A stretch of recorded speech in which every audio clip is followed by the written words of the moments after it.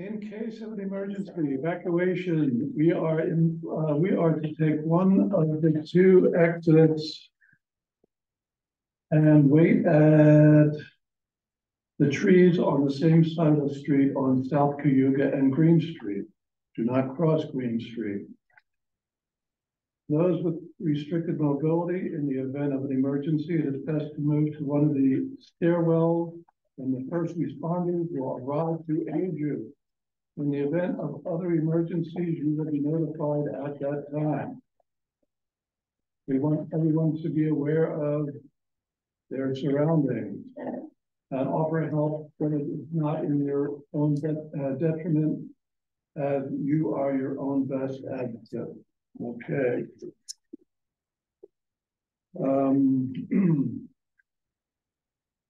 Notice is hereby given and set forth in City Municipal Code Section 228. Public hearings will be held by the ILPC at 5:30 p.m. Tuesday, October 17th, 2023. This meeting is open to the public and will be held in Common Council Chambers, 3rd floor, City Hall, 108 East Green Street. Also conducted remotely by using video conferencing technology as permitted by Part WW of Chapter 56 of the laws of 2022 of New York State and local law 2022-05. Commission will consider the following applications for material changes or alterations. First of all, we're having a presentation, alterations to the picnic and dance pavilion at the state and national register listed Stewart Park. 300 Fall Creek Drive, Cornell Heights Historic District, review modifications to the sidewalk project approved on May 18, 2021, for which work is already complete. 601 East State Street, Eastdale Historic District, proposal to construct a 2-story wood frame multi-family residence in the rear yard of the property. And 711 East Seneca Street, Eastdale Historic District, proposal to replace replacement windows installed without a certificate of appropriateness, approved on May 30, 2023. All interested parties will be given an opportunity at the hearings to address the commission concerning these applications. So, we are beginning with Stewart Park. Let's begin with public comment on matters of interest. Okay. So, if you would, do you have anybody who would like to make public comment on matters of interest? Yeah, very, very quickly. I heard that the city engineers were coming in. City engineers were coming in to explain the engineering reasons.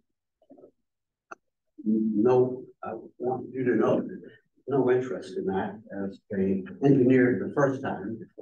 If they're saying they would, well, that's their problem, not mine. I have leveled a suit against the city for breach of contract. What they did was an express contract with the citizens. Not with you, because you're part of a commission of the city, but they can't make a contract with you. It was good that your minutes support what was said.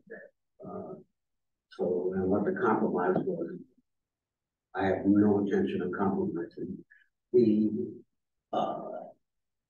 index number for the record is 2023-0255. That's in the Supreme Court of the State of New York. The only other thing is that they have continued to have a completely dangerous situation on Fall Creek Drive. They have posted nothing about it being one way, yet of course they've narrowed it to 10, 12 feet wide down by our end of the block.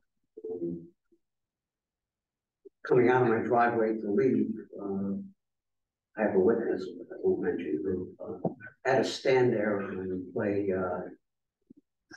chicken with a car facing me. Back up down now, which is much wider the other way, so they had to back up.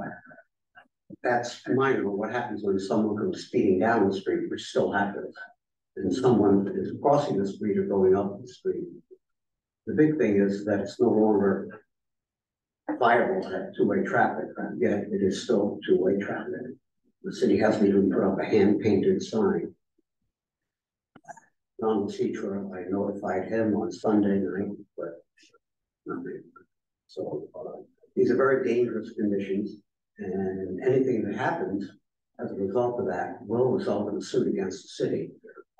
So I don't understand why they're not, why they don't care, but obviously they do not. In any case, the meeting later will be about compromising or compromise. And that's can go on forever. They don't compromise or compromise, and they don't do that. We've already compromised. What they said, I instead said against it, but that's the best we could do. Either they do that or they do nothing at all. They tear out what's there. They have no autograph. Those are the only alternatives that I'll be thinking. But that's it. You know my feelings on it. Thank you. You all have a great day. Great evening. I'm sorry.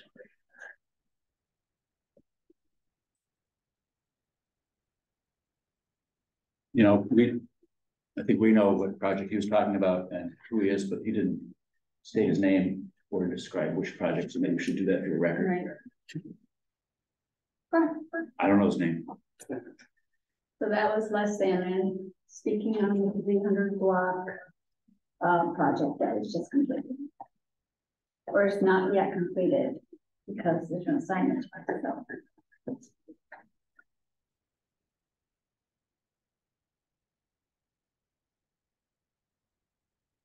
Has the city already approved the one-way on that street? Part of the original proposal.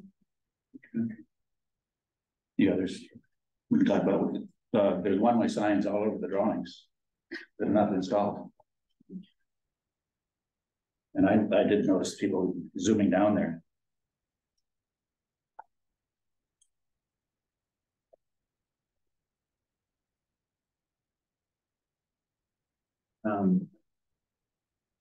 So it doesn't appear there are other members of the public here to speak, and I have received no other written public comments. Okay. Could we have a motion to close public comments? Second. Thank you.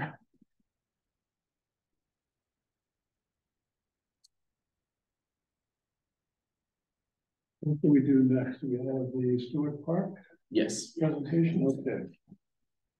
So next we have on the new business is a presentation alterations to the picnic and dance pavilion at the State and National Register listed Stewart Park. And if you don't mind, can you mute your computer? I know, because I hear in the background, it is muted.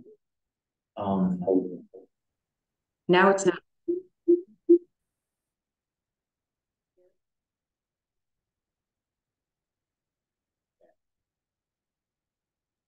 Okay, let's go with it. I'm also muting my computer. I do not connect it, but just in case. I hear you in there.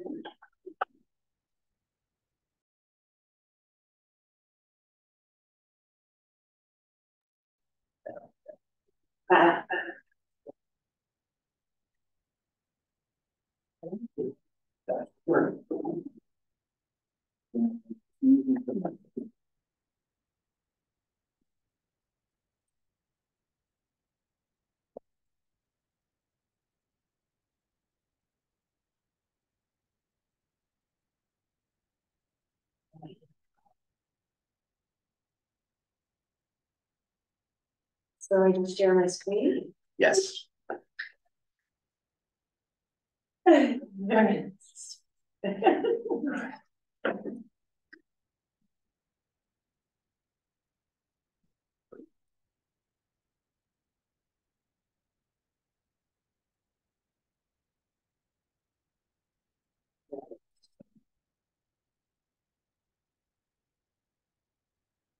These up and you can introduce that.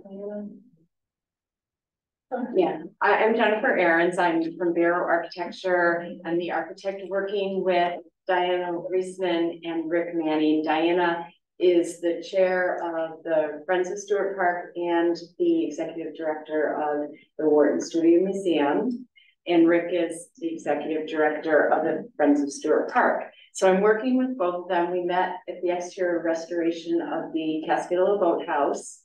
And Diana's going to give an overall big picture view to you of what this phase 1 project is that you're reviewing tonight. And really, it's a courtesy review, right, Brian? Because there's no jurisdiction that you have over it, but because we wanted to put it before you, get your comments, your thoughts, and really share with you this project, because it really does tie into the history of the park, and that's what we're going to kind of tell you about right now. Yes, so thanks so much for having us here this evening. So this project has been very long in the making, in some capacity or another. Wharton Studio Museum, which was formerly known until 2013 as the Ithaca Motion Picture Project, has been trying to develop the Wharton Studio Building, otherwise known as the DPW building, in Stewart Park for over a decade or so. And while we initially had hoped to take over the entire Wharton Studio building, it's about 6,500 square feet. After many, many years of discussion, just proved to be a very complicated endeavor. And so we decided a number of years ago to kind of scale back the project, not diminish the vision or the beauty of the celebrating this historic building, but scaled it back. So we are now taking over 1,000 square feet of the lake-facing side of the building. So the Wharton Studio building is the sister building to the picnic pavilion, also known as the large pavilion. And so both those buildings were identical, and they were first built in 1896 by designed by Vivian and Gibb, who were apprentices to William Henry Miller, so a very well-known architect. And from 1915 to 1921, the Wharton building was a bustling motion picture production studio. The Wharton brothers leased a building. It was in a private park at the time. Stewart Park was then called Renwick Park.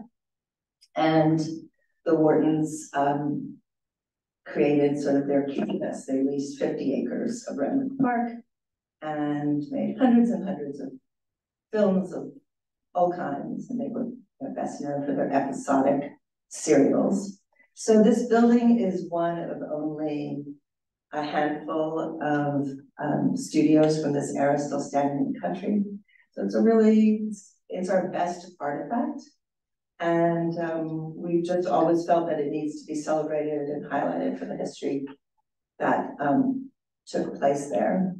I used to say that it deserved a better fate than being a DPW building, but I sort of taken that out of most of my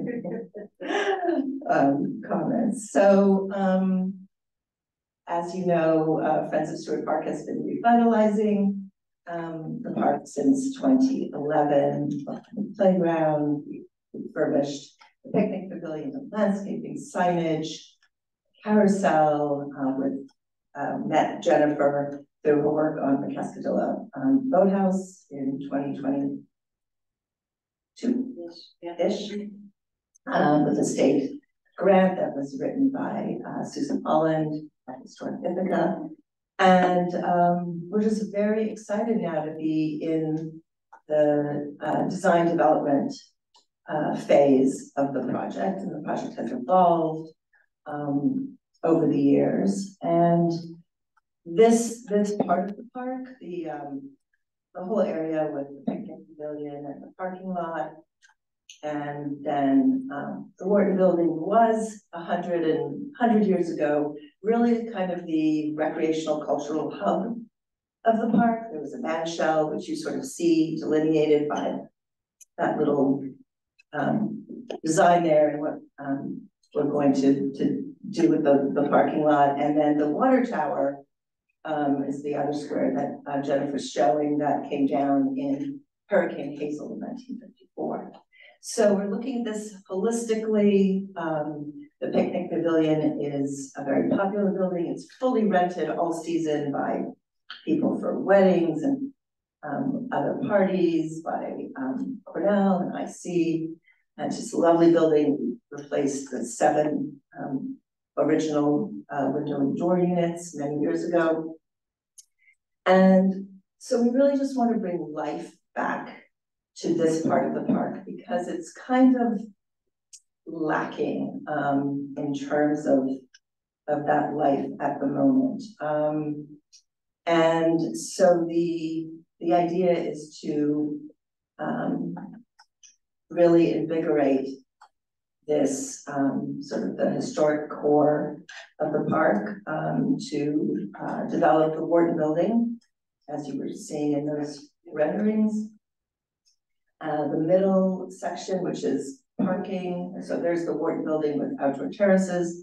The middle section is fine. The middle section will stay as a parking lot, but we'd love it to become kind of a multi-use plaza. We want to repave it and landscape it, and make sure the pathways around it are accessible, and have it be for theater, music, concerts, dance, film screenings, but mostly used for its function as parking. And also part of the plan is a semicircular lake overlook, which if you go back to that, yeah, you can see a semicircular lake overlook, which will enable people to kind of walk onto the water. Can't swim in Stewart Park, so this is a nice way to get people on the water. And to facilitate why we're here this evening, this is my very long preamble. We're here this evening to talk about the addition to the back of the picnic pavilion, and that is necessitated by the fact that we are taking over, in the best sense of the word, the lake-facing side, 1,000 square feet of the lake-facing side of the building. And currently, that part of the Wharton Studio building houses pretty much all the storage for equipment, bikes, a couple of kayaks, and just a lot of stuff belonging to the Stewart Park Day Camp. So for us to go forward with the Wharton Studio and Cafe project, we need to vacate that part of the building, and the city informed us that if we were removing that storage space, that we had to replace it. So we have come up with a very lovely, very simple addition, and I'm going to let Jennifer describe in more detail, to the back of the picnic pavilion that I think will enhance that facade, also aesthetically, as you drive towards the lake. There's a sort of one of these doors to nowhere there. It's not a very pretty facade, and it will consolidate the Stewart Park camp function in one building, because right now kids do kind of run across the parking lot to get to the bikes and the basketballs, etc. So that will no longer be needed. And we are looking. We received $250,000 from Assemblymember Kellis in support of the project this past spring, which is wonderful. And we're just looking forward to going ahead with that. So I'll turn it over to Jennifer for more details. Why don't you tell them, I'm sorry I didn't turn the microphone on before, but why don't you also tell them the second piece about this screen wall? Oh, yeah. So sorry. Yes. So if you were standing in the parking lot or you're standing outside the picnic pavilion, you are staring at the 2 restroom doors, which are not very attractive. We're very proud, Friends of Stewart Park and Wharton was involved. Also, we're very proud to have, within the last 2 years, refurbished, I guess, or actually built the first year-round bathrooms in Stewart Park. They're fully accessible and open all year round. Previously, there were no bathrooms in the park, pretty much from middle October to end of April, early May, which is a problem. So we have those two bathrooms there. There's some really nice decorative elements. There are these graphic panels on the ceiling that depict scenes from important history inside. And part of the picnic pavilion addition project is a screening wall that will block the view of doors. It'll still be very evident. We'll have little signs that indicate that the restrooms are there, but it'll just block the opening and closing of those bathroom doors. So that's part of the picnic pavilion construction project. Thanks, Diana. I'm going to show you some existing, she really wrapped up, she stole my thunder. I was going to tell you all of the history of these buildings, but she did it very well. So I'm just going to show some existing condition photos. This is the picnic pavilion, looking at it from the playground area, looking to the east. The addition then would be south or to the right of the building. And you can see a glimpse of the what they call the barbecue pavilion, which is a wood post and metal roof structure beyond that has a little piece in our project as well. And I'll explain as we go through that. The picnic pavilion hasn't been changed a lot over time, like the Wharton building. One of the main things that the picnic pavilion had was that's different is it had a wood frame, wood floor. So you would come out to more with balusters and wood porch flooring, and it was elevated up higher. And I know one of the projects that's Rick keeps mentioning is to return that picnic pavilion eventually back to that. Right now it's fully accessible. It's rented from April through October. And again, the Youth Bureau uses it for summer camp. Here's a picture as we're kind of circling around the back of the building with the doors to nowhere. And really these are back storage rooms, the electrical room, and the toilet rooms are on either side.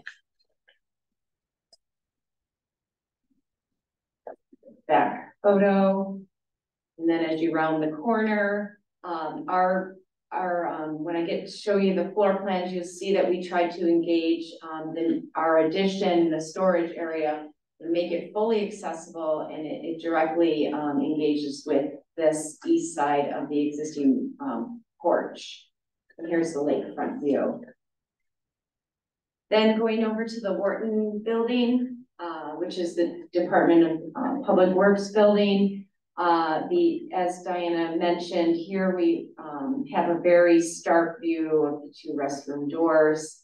Really the idea to screen them and make it a much more private yet safe place. So we want to have some transparency, and that's part of the design goal that we had. Right, it's not going down to the town, yeah. So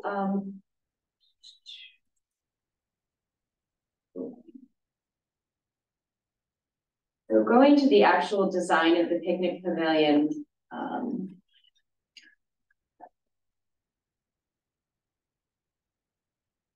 get it all into view there for you. So again, the intention was to make a fully accessible storage space. We had an inventory done of all the Youth Bureau storage items, from bikes to canoes to kayaks, and really to focus the majority of the circulation on the east side of the building, because the kids access the lake toward the east side of the picnic pavilion. And so really the overhead door, not to have the overhead door or the person door on the back view, as Diana mentioned, the access to both of this historic building or pavilion complex or the two pavilions, you really drive to the right to the back door of this building. So really just to put windows on that elevation, have all the access go out to the east, and have it be a slight slope down to from this man door here, or the person door out to the east, down, and then you're on the elevation of the porch. So in design vocabulary, we decided to keep with the shingle style, match existing detailing and material use, even down to how we're going to ventilate the roof. So cedar shingles, solid stain, and wood casings and wood windows to match the existing windows. The wood windows would be painted. And we tried to pick a overhead door that, you know, there wouldn't have been an overhead door, right? Vivian designed this, but something that's compatible with the scaling of the pavilion itself. One thing we did do, and is on this, you'll see this overhang that was on the existing picnic pavilion that covered those steps. We also extended the roof over the person door, so there's a little more coverage. There are no gutters on this building. There's no gutters on the historic building either. Then the just so you know, part you know, have a drawing of it, but part of the project is because this is a city building, but really the funding is from the Friends of Stewart Park and Wharton Studio. The city has asked for some things to be included in the project that we're bidding as an alternate for the to the contract, so that if the numbers come in good, we can include it in the project. And that is lighting and power to the barbecue pavilions. So we're providing, as part of base bid, conduits out to the barbecue pavilion. But if the numbers do come in well, then we have some light fixtures selected that are tucked up under, you wouldn't see them. They're just a utilitarian LED exterior type of fixture that it's tucked up in the roof framing, and then a couple outlets. Then I wanted to share with the screen wall design. The screen wall is another alternate to the contract. This is one that everyone's hopeful will be selected into the contract. It's to provide a stone dust path from the path to the bathrooms out to the lakefront trail, and then to replace the little pad at the restroom entry and to build the screen wall. The screen wall is just a very simple wood frame structure that, as Diana mentioned, we were concerned about having some privacy, but also making sure it's a safe place. So you can see that it's detailed. These are wood slats. This is all going to be painted wood to match the painted shaped rafter tails. And really it's more like a pergola structure. And the idea is that this space could be a place where we could do further interpretive signage either on either side of the actual screen wall. So that's essentially our presentation, unless you wanted to see anything else.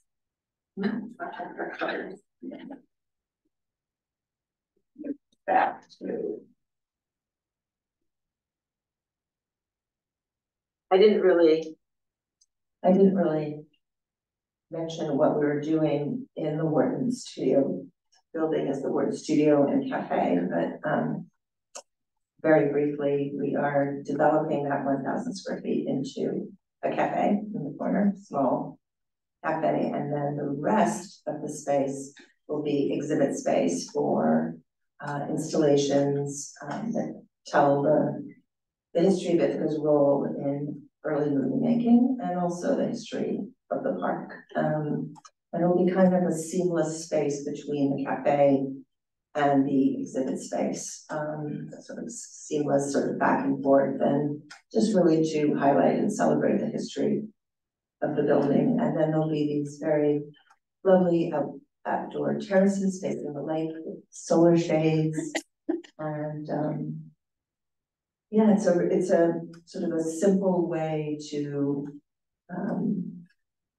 preserve the building and, you know, let people know when they're standing there, you know, what was going on there 100 years ago. It was an era when the Whartons were really, they were pioneers in what was an emerging industry and an emerging art form. And we're just so lucky to have this very cool artifact from that era, right there in the park along the Feet Waterfront Trail.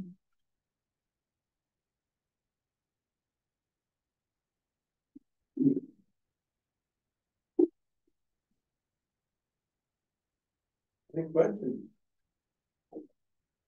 Sounds like a great project. Yeah, exciting. Well, and I know that I appreciate that probably serving as a DPW building is not the most illustrious moment in its history, but the fact that it found use in that period at all is probably the only reason it's still standing today. So I would actually embrace it as a temporary holding function, because buildings that lose functionality meet their untimely end, unfortunately. So, you know. Yep, that is a main way to look at it. Yeah. That's true. So this is very exciting for the community. Congratulations to get it there. That's a long way to come.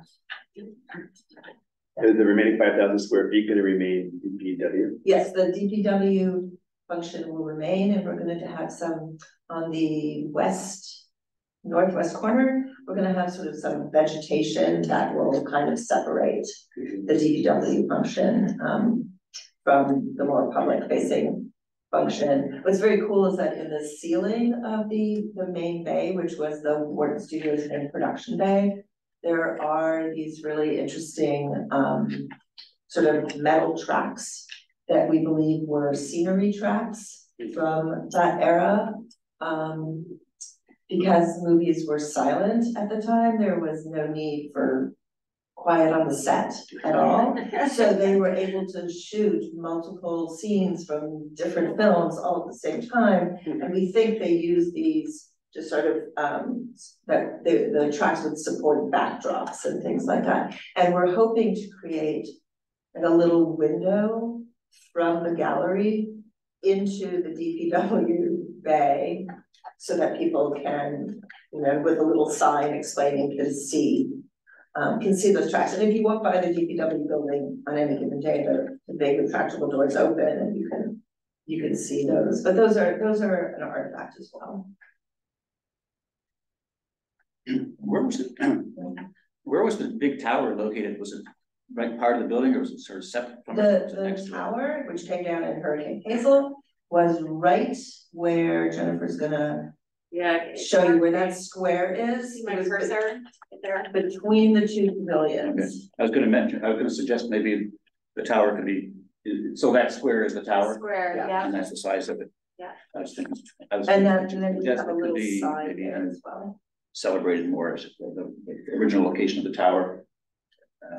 Yeah, if you go to the playground, we built this little, there's a kiosk when you hit the playground. It has a little lending library in it, and then some of it's like a welcome kiosk, donors listed, and it has a little roof, and it has a tiny interpretive sign with a picture of the original water tower. So we built that little kiosk to look sort of like the water tower, sort of pay homage to it. And we've tried to do that a lot in the playground. There's a piece of kids equipment that's a trolley with an interpretive sign with a picture of a trolley that used to go to the park. There's a steamboat, and there's a little playhouse that's the Wharton building. So we've been trying in the park, including there is a larger interpretive sign on each of the 4 main buildings in the park, which Wharton Studio Museum worked on in 2013. that tells the story of each building. We are big believers in the importance of those kinds of signs to, yes, educate people who come to visit, but just engage them, and to the signs, I think, let people know that this park is being tended to, that people care about it, and imparting a little bit of history at the same time. I can tell you, I have a lot of children, and they love the new design on the park. It was an incredible discovery to come back to it after COVID, to reintroduce ourselves to it. That's right. And it's a phenomenal design. So thank you for everything you've done on that. It's very heartfelt. It's wonderful. Hopefully we'll be back next year with phase 2, which is the cafe center, and then you can bring your kids and get ice cream. They were like that.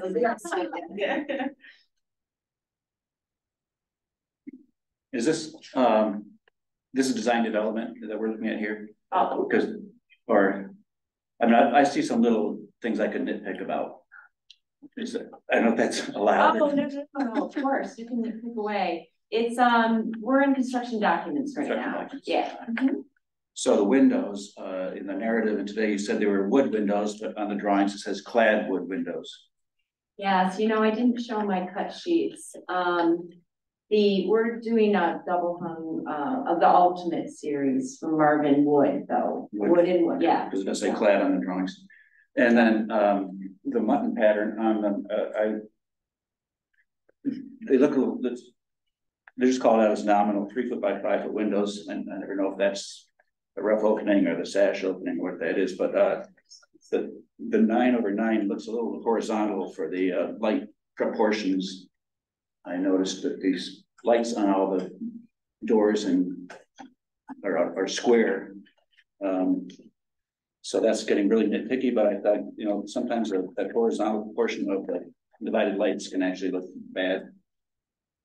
Yeah, I There's see one what window you're on the top. saying. Yeah, I see what you're saying. I think that was mainly, those windows are big, you know, a 3 foot wide window. It's kind of one of those compromises we made because we want to get more natural light in there. So maybe we should have smaller or thinner windows and more of them.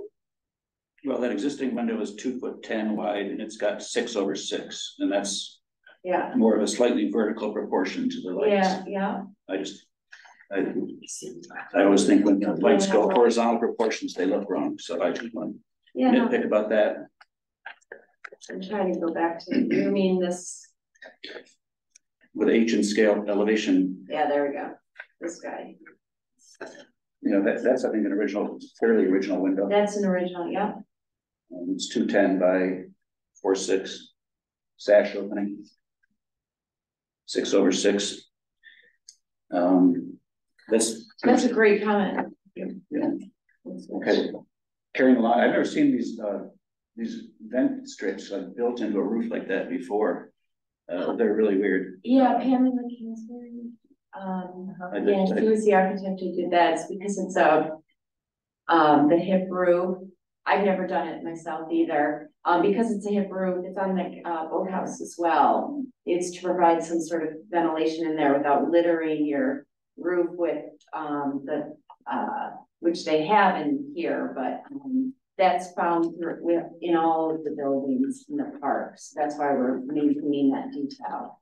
Yeah, it's like, okay, I mean, they're not unattractive, but they're a lot, but okay, that's a tad. It's odd because they have to cut the sheet, you know, and the Cascadilla Boathouse, they cut the sheeting and. They must.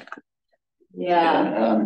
So then moving on to, I guess the other thing about the windows is, I assume the intention is to have them centered on the south end, the 3 windows. Mm-hmm. In plan, they don't really center properly, so I just want to pass that comment along. They're kind of over to one side a little bit. We'll make sure they're centered in. Okay. And spaced. And then on the screen wall, there's an unattractive piece of gutter just over the 2 restroom doors with little downspouts that come down about 2 feet on each side. I was wondering if the gutters could be somehow integrated into the new pergolas so that the. So, yeah, I've been talking with Andy Sharaba about that, and we're thinking the best, well, because it's not solid up there and the roof falls short, what we were talking about, how detailing it was,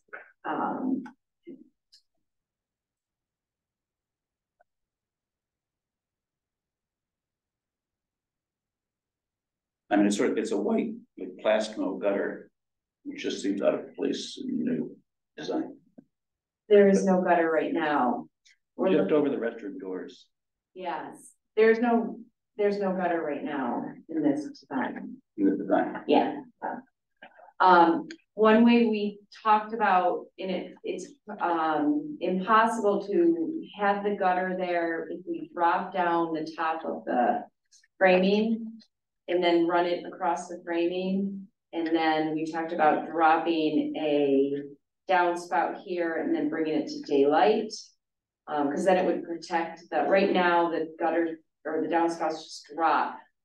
They're like cut off and they just dumping water on the ground. So it's ruining the stucco.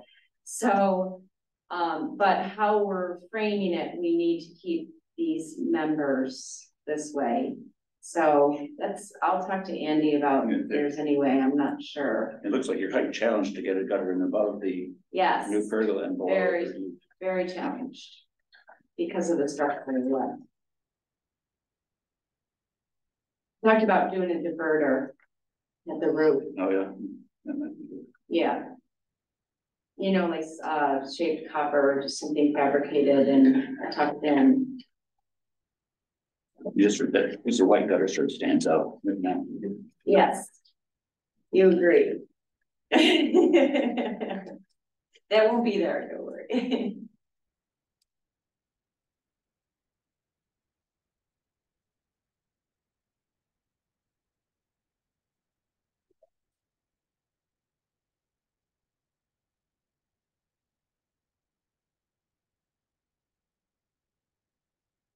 Just a comment on the garage door, what were you planning for that? Was there a specific kind of door you were gonna? We were gonna go, just a insulated steel door. Okay, I'm wondering if you come and look for something that might fit with that building that you're, that would blend in over there. Yeah, it's coming down to costs at this time, and that's really what's more in the budget. We can, I see Diana agreeing. It's very simple. Yeah, I mean, would be nice to, we had talked about, at one point we talked about to emulate the arches and the windows and stuff like that, but it seems so practical. No, we can look. What do you have to move in and out of there? What is it that goes in and out? It'll be the camp equipment, canoes and kayaks and the kids' bicycles. It's gonna be open probably most of the day, but then, and it's facing east. It's not something that you're gonna view a lot as you're driving in.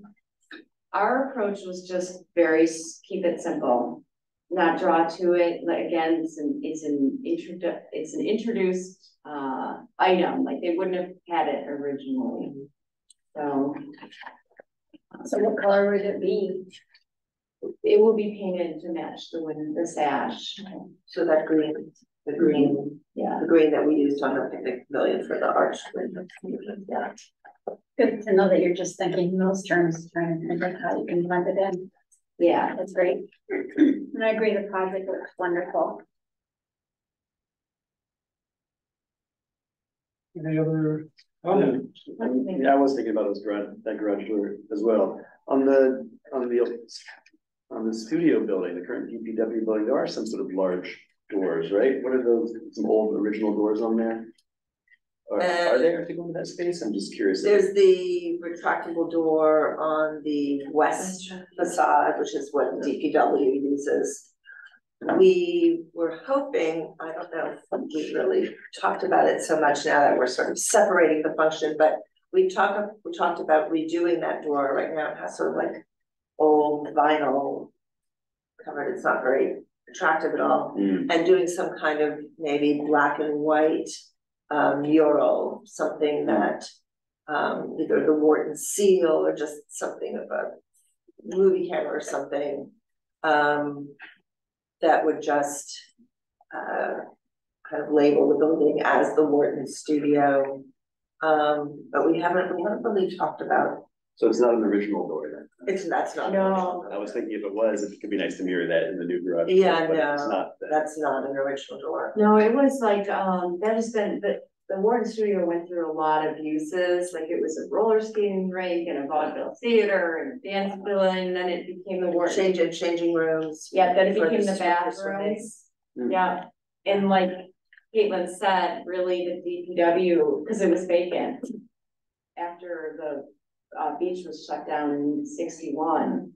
And then the DPW came in and you're right, that saved the building. At least it kept it, watertight. Yeah. I'm looking for a photo of that overhead door, but yeah. And the roof, all the roofs of all the structures, the tea pavilion, the boathouse, picnic pavilion, were replaced within the last 7 years. We did a historic, master They had at Kingsbury of the conditions and everything, and the replacement of the roofs was really, really important to protecting the envelope of the building. So that was a really good, the city did that a few years ago, which again helped preserve all 4 buildings.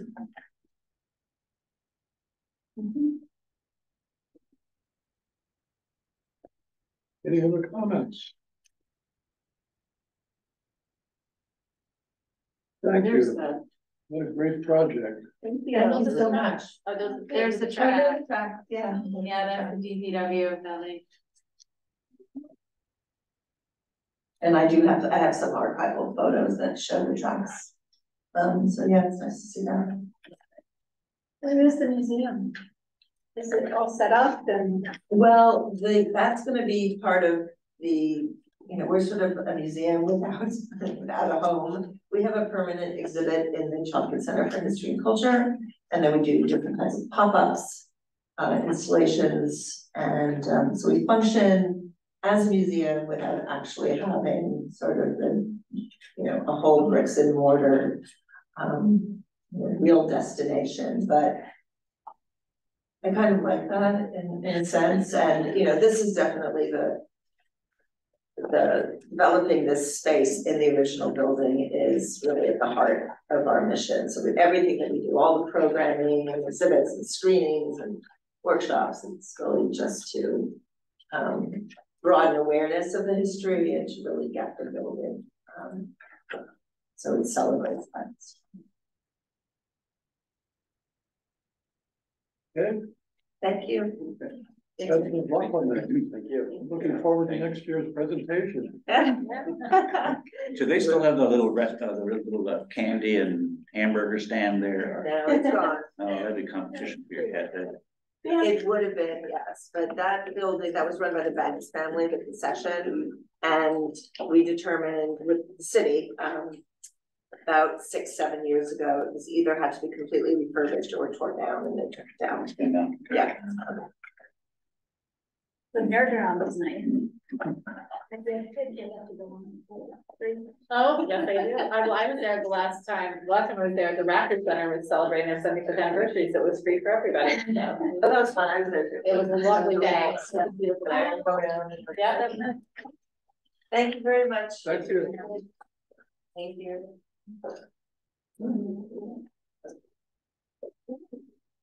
Okay, let's see. Under old business, first item we have is 300 Fall Creek Drive, Cornell Heights Historic District, review modifications to the sidewalk project approved on May 18th, 2021, for which work is already complete.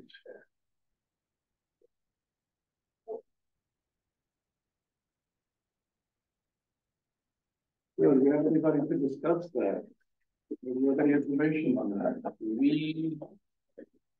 We do. So John Lasitra from the engineering department is here to discuss the project with the commission, and he is in a very dark room. All right, John, can you hear us? Yes, I can. Yep, I think I've got I'm on the big screen. Yes. Let me, is it right to share my screen, put the photo up of the guide rail in question? Is that possible? Yes, you should have the ability to share your screen. Okay, great.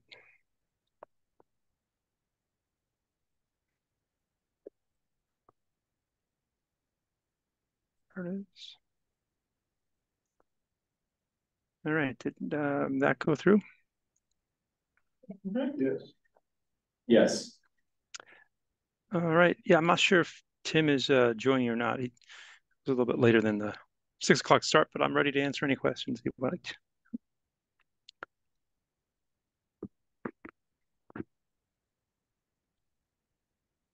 Don, I think it would be helpful if you walked the commission through what happened between the time of the approval and the construction, and why this particular guardrail was installed over the commission approved design. Correct. And what year was that approval again? Time is, yeah, keep track of what year that was. 2021. May 18th, 2020. So that was 2021, John, May 18th. Okay. Yeah, so 2021.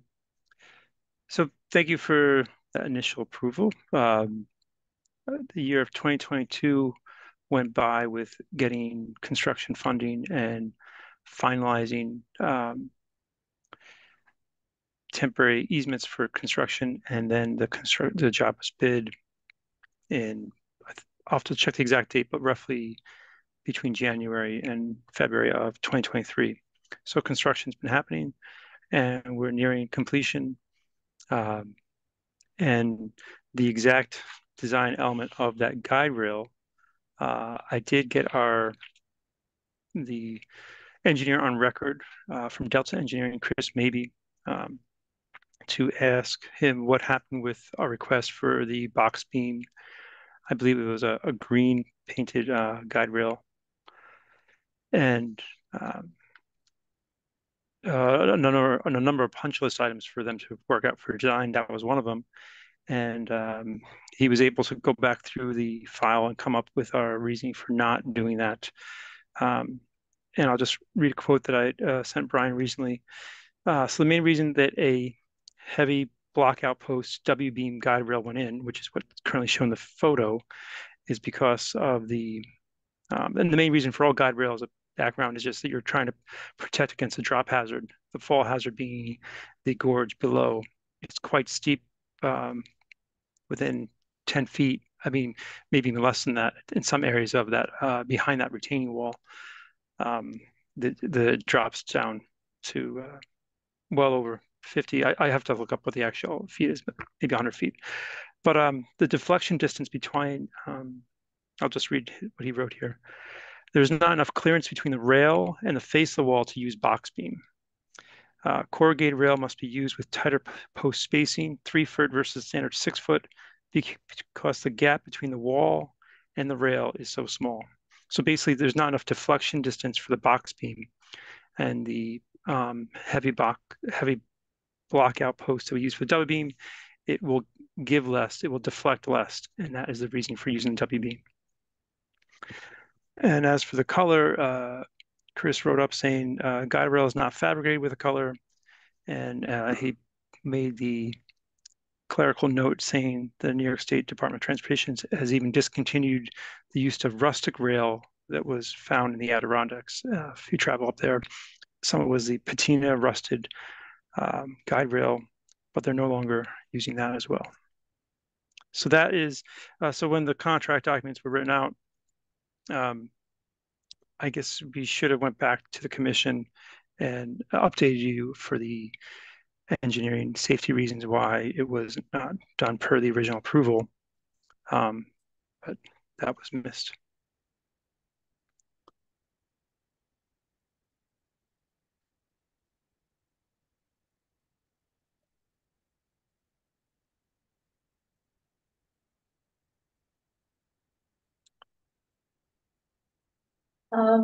You're right, that should have come back to the commission. Personally, what is the purpose of the guardrail between the sidewalk?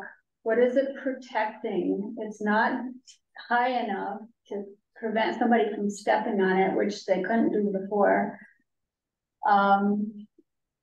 Using that as their justification for a guardrail. So what's to keep somebody from stepping on that to go over the fence? Because if somebody wants to get on the other side of that fence, they're going to get on the other side of that fence. And personally, if we ask people, if we give a guidance to someone and they don't follow that guidance and they have to come back to us, we often say, you didn't follow the guidance that we gave you and you need to change it. Would you be willing to do something like that with the city? If the city doesn't have to follow the rules, why does anyone else feel they have to? Yeah, so I think the comment was first started out talking about the black pedestrian. It looks more like a ornate pedestrian fence behind it. I don't know the history of when that got installed. So the W-beam guide rail is definitely installed for protection of vehicular traffic. It's not really meant for a pedestrian. I guess you could say there's some impact there to discourage pedestrians, but it's not meant for that at all. Well, if it's to protect the wall, what about the pedestrians in between the vehicle and the wall? What's the protection? It just doesn't make any sense to me why it was there anyway. And it's not there to protect the people who the sidewalk was put there to protect. I don't know what do other people think about this. I live in that area, so I've seen the whole project going on. So am I correct in understanding that this guardrail doesn't run all the way down to the pedestrian bridge? It's just on the segment? Yeah, but it's longer than it was before they replaced it. So is there a specific reason for this segment of the road to require a guardrail when other segments of the road clearly don't require it? Yeah, I mean, it hasn't been installed because you're perceiving it doesn't need to be required, would be my interpretation. right. I know Tim Logue just got on, but before I got here, there was a crash incident of, I believe, a vehicle hitting the retaining wall, and therefore there was a record of it. And I believe DPW put up the W-beam guide rail to protect against other vehicles potentially falling in. And the reason for it, it's actually slightly shorter than the old rail, I believe, or maybe extends a little bit longer. I'll have to look that up, but sorry, where was I going? If the traffic is not one way, why would you need, if the traffic is now going one way coming up the hill, what's the justification for the guardrail? I mean, I can see before when there was a crash, I believe the vehicle was coming in the other direction, coming down. But now the traffic is all being directed up. Right. Sorry, I remember saying, so further down the hill, the embankment is actually at a lesser slope. So therefore, that's why there's no W-beam guide rail or any type of guide rail further down. The gorge is, 50 some odd feet away from that. It's a less of a bank. So the reason for still having a guide rail, and we did evaluate it because we don't want to spend any taxpayer dollars without a justification, without a reason.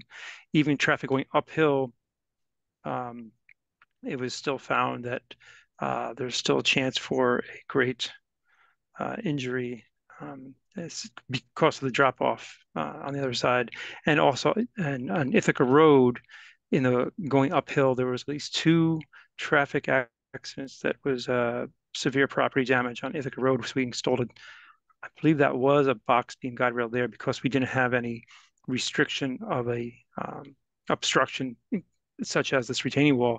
So that's where a box beam guide rail was able to go and fit on the Ithaca Road section. I believe that was a 600 block. Yeah, Chris, I see your hand is up there. Yeah, thank you. So Jonathan, this is not specifically about the guardrail, but you and I got an email today about this road. And I'm wondering what the width of the road was prior to this and what it is now. Yeah, I apologize. I meant to respond to that email to Les and yourself. And we are putting up, so the email was regards to some dangerous conditions with cars coming through on both sides. So it is intended to be a one-lane road when construction's over. We still have a road closed permanently at the top of Thurston and Fall Creek, and at the bottom of Highland and Fall Creek. That road closed signs removed because it's intended to allow traffic moving uphill. And the signs should be installed on Wednesday, if not Thursday this week. They will have two big do not enter signs at the top of Thurston, discouraging, and therefore will be illegal and ticketed for going downhill on the street, and therefore eliminate kind of any head-on vehicle injuries or accidents. So the width of the road, I believe it was at least 18 feet wide in some areas previously, and now the road will be 12 feet wide. And typically you need at least 10 feet for a bus or TCAT to drive by. So it'll be 12 feet wide for the width of a one car going uphill. So with the signs coming, fingers crossed, they're in place. They just have to be put up by the contractor. He was stating that would happen on Wednesday, and if not, definitely Thursday. Thank you. You're welcome.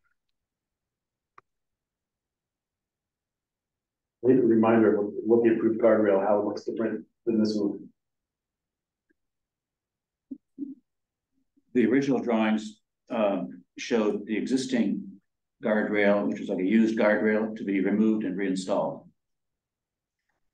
Yeah, it was an older W beam. I don't think it was heavy post, but because of the making sure it's safe and up to current standards, there are more posts required now, and that's why it has greater strength against a severe accident. So that's what we're preventing here. So it meets current standards with the post spacing now, and it is everything's a better condition than the old W beam.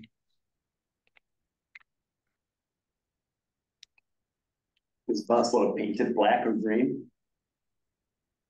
I'm sorry, what was the question? Is it possible to paint this guardrail? Yeah, I did actually ask the contractor what the cost would be now to paint it, and I received in using round numbers, it was roughly $30,000 to take this current guardrail off, paint it, powder coat it in a facility, and then to reinstall it. And the cost for this guardrail was roughly 30 grand. So to paint it now would be an additional $30,000.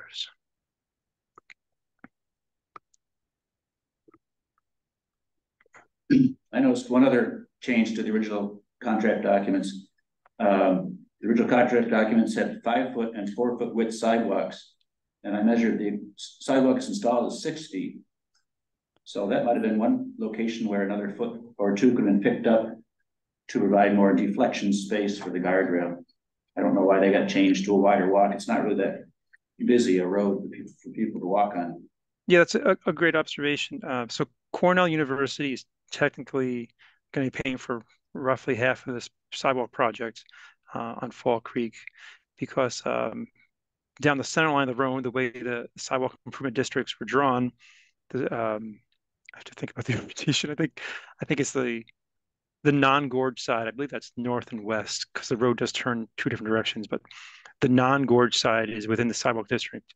The side that the sidewalk was installed, I guess the south and eastern side or south side, the gorge side, we'll say, is within Cornell as the owner of that land. So the justification was for doing that side of the street was because there's less houses to impinge upon in doing the new sidewalk construction on that side, less driveways impacts, and you would have to have a bigger retaining wall if you built it on the other side as well. So that's the reason why the sidewalk is on the gorge side. And to get to your question about the why it's greater width, is because Cornell said, all right, if you're going to build a sidewalk on our property, or sorry, it's in the city right away, but they're going to have to maintain it in terms of shoveling. It's in the city right away, it's city property, but in terms of maintenance, snow removal, and shoveling, they want to have it 6 foot wide for their snow removal equipment. So that's why Cornell asked for the sidewalk installed in front of their property to be 6 foot wide. And since they were paying for it, we said, okay.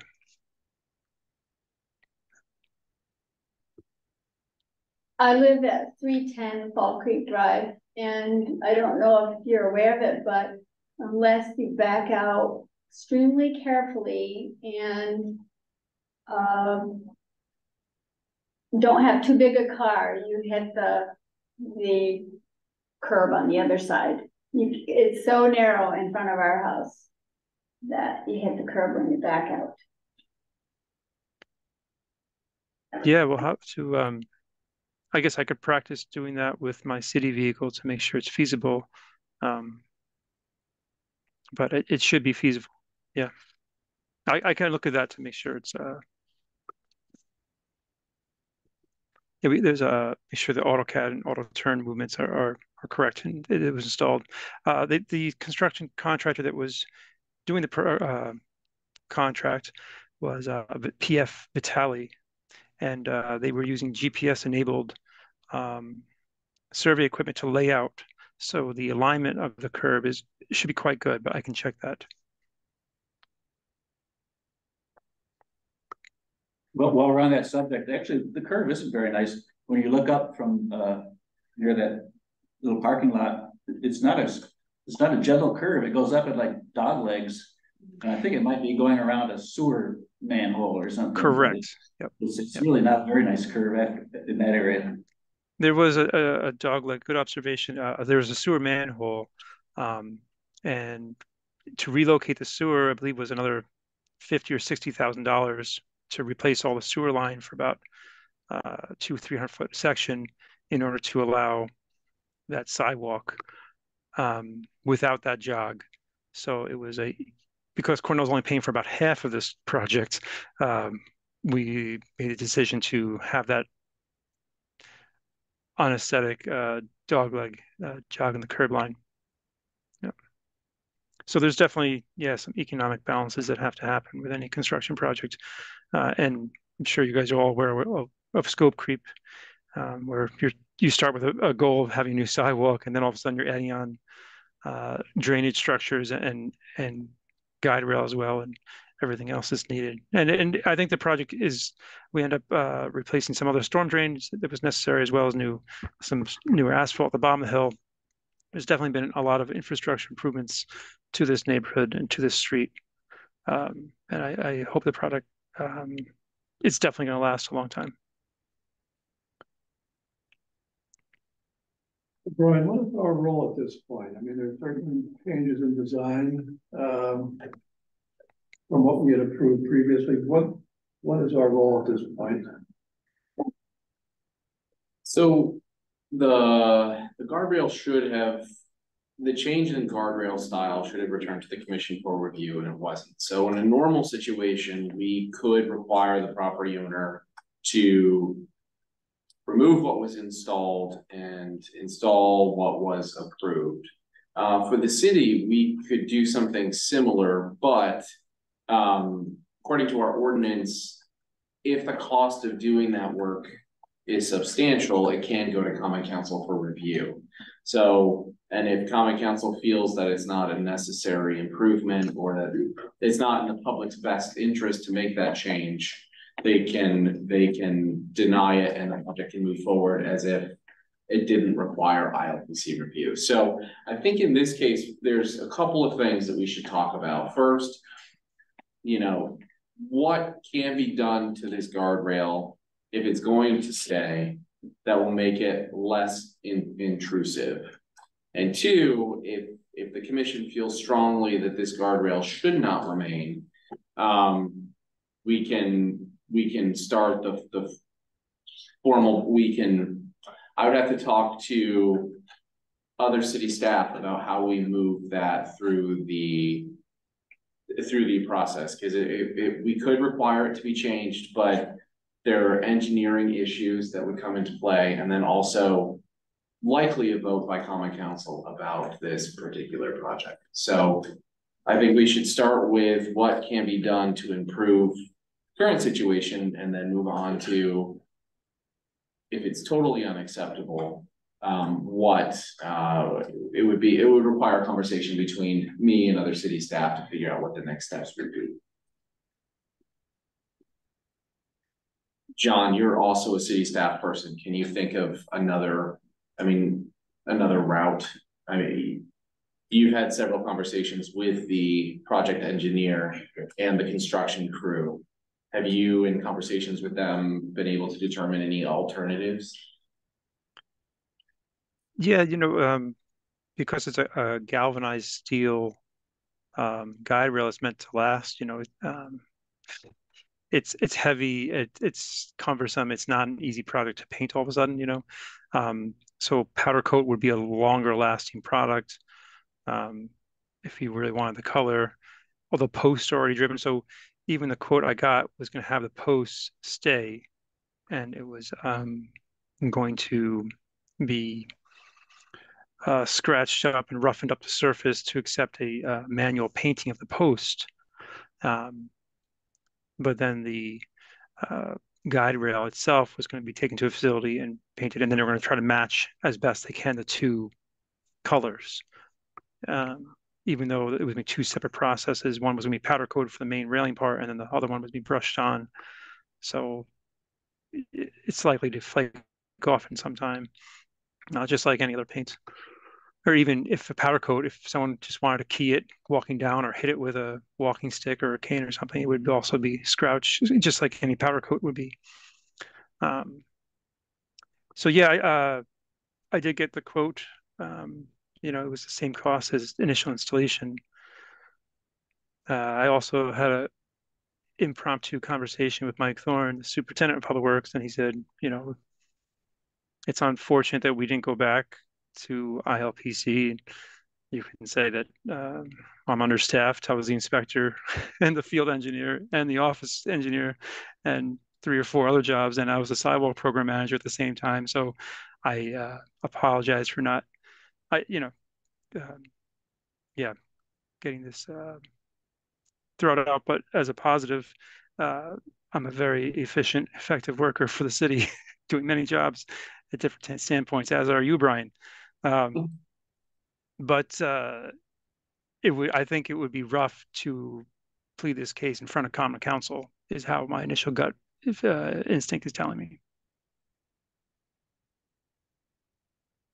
May I ask, so I remember this project and I did look at the site, but I don't remember the granular details.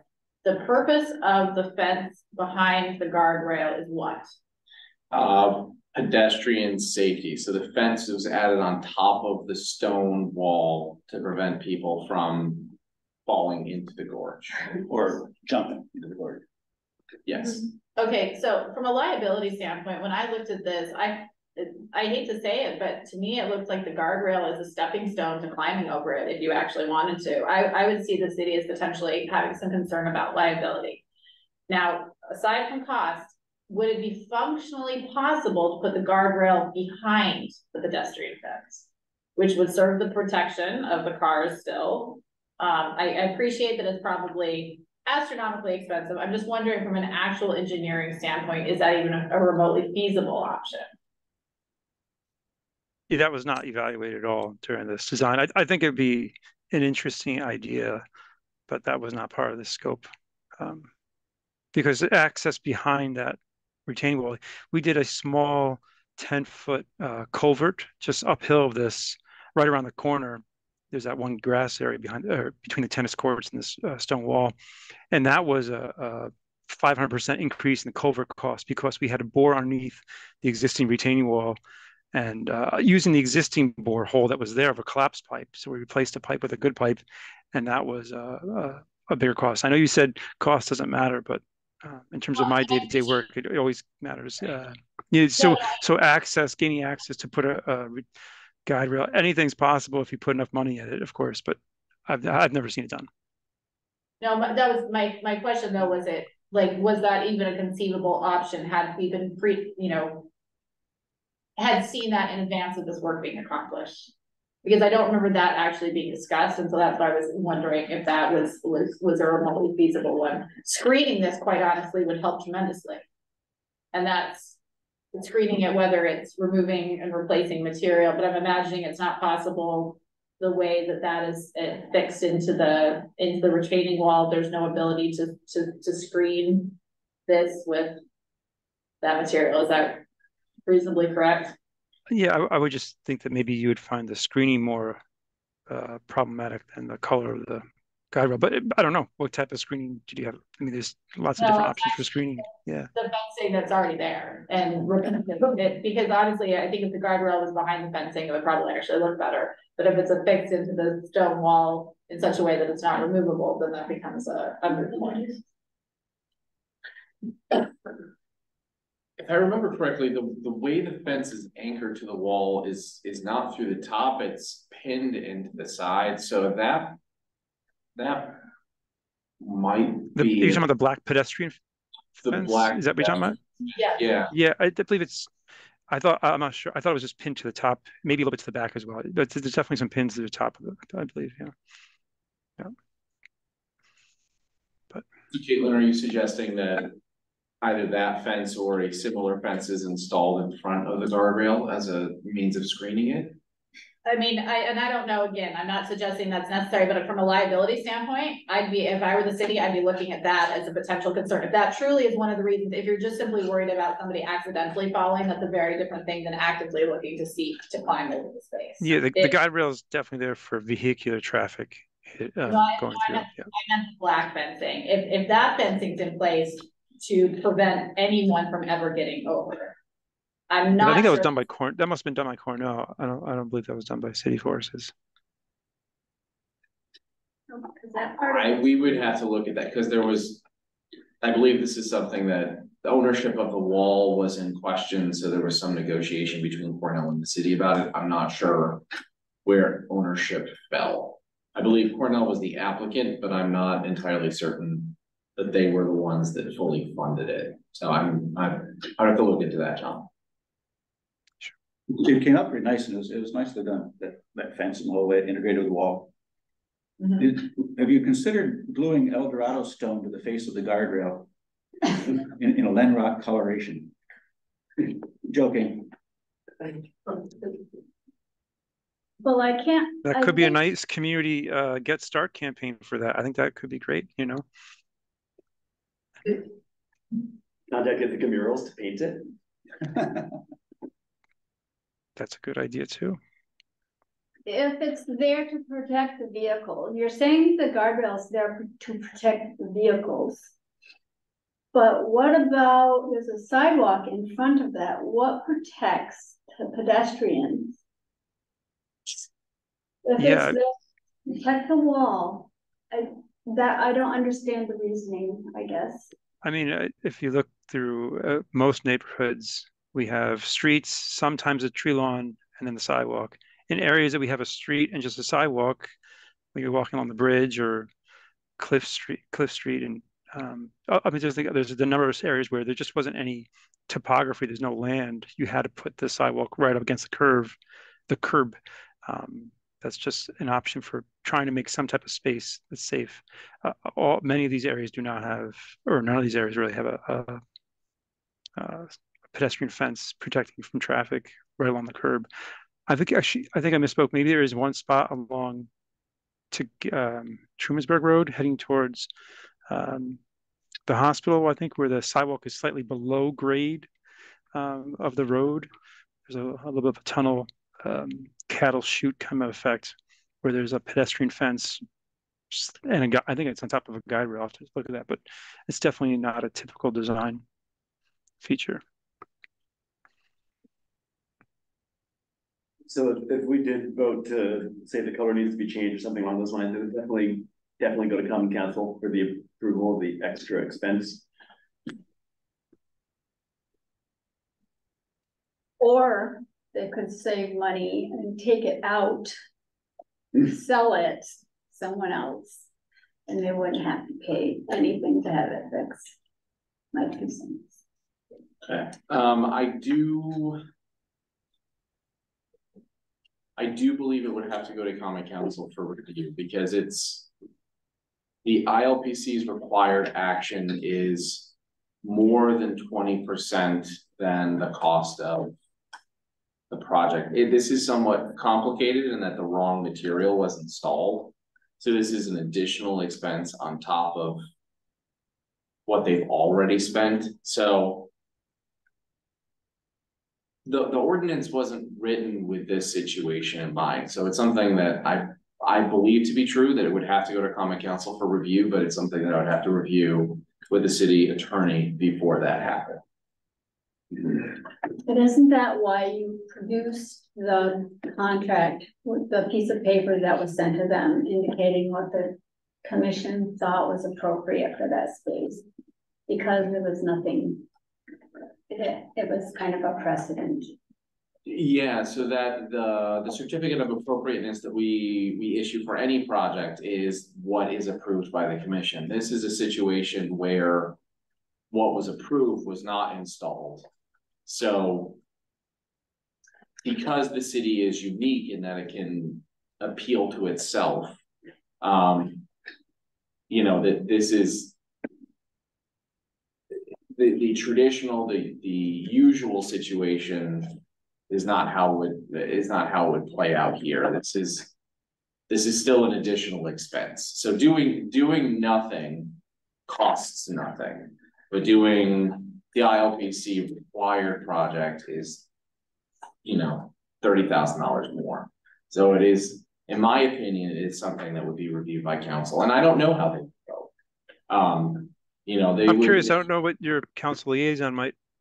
Yeah, I chime in there. Was here for a moment, and maybe she was hot. She was hitting. I don't mean to call you out. I was just thinking what your initial gut check might be, for lack of a better term. I don't know. I mean, right now we're right in the middle of budget season. It might not be the best time to bring it before council, but I really don't know.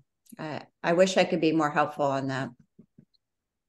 Well, I mean, you know, with the dollar amount aside, I think that, you know, I feel like the option that Jonathan gave of painting it sounds like an improvement closer to what we had approved. And perhaps we should just stick to our guns and say the city isn't different than anybody else making it, you know, asking for something and say it needs to be painted and leave it up to the city if they want to spend the money or not. And it sounds like I don't know. There's the idea they may say no to it, and if they say no, then that's the way it is. But you know, we at least stuck to what we had approved, or not exactly what we had approved, but something more similar. All right, that seems reasonable. What else can we do tonight except take that particular route? Yeah. And then we can say, okay, yes, do as you proposed, and then it goes to common council. Right, because I think, and I fully agree, I think it's not our place to determine whether or not something's financially appropriate. That's not our law, that's not our jurisdiction. The city obviously has different discretion than a private property owner does, but I think it would be premature of us to unilaterally say, well, the city isn't going to want to spend $30,000, so therefore we should make this recommendation. If it's the right recommendation, it's the right recommendation. And they will abide by their own rules and abilities as they see fit. Yeah, just hearing from the superintendent, of Public Works, that was his initial check, was going to be his advice to say a pass on the extra expense. But Common Council does overrule the superintendent, I believe. Yeah, in most things, so for budgetary items for sure.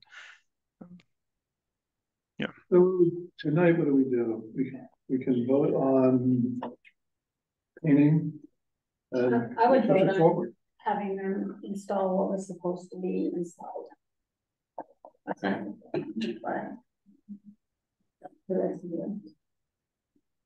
Well, I'll point out that I think that this particular railing was installed extra heavy duty. I mean, extra heavy duty blockout posts at 3 feet on center. I think that's unusual. There's got these big, like the absorption blocks in between the posts and the guardrail, which I don't think are usual. Is that correct? Yeah, they were installed on purpose because of the, that retaining wall is a obstruction and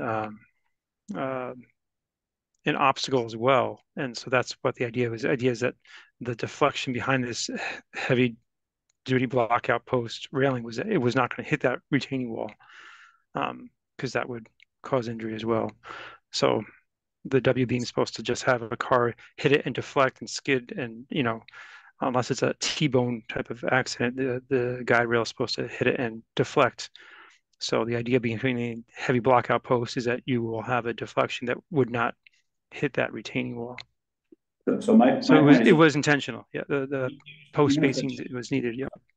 Even if the W profile were replaced by a box beam profile, you still like all this other stuff, these posts and these blockout blocks and closely spaced posts and everything. So just point out that even changing the profile of the guide rail, which I always say guardrail, I used to call it guide rail. Well, there's still a lot of other stuff that's there.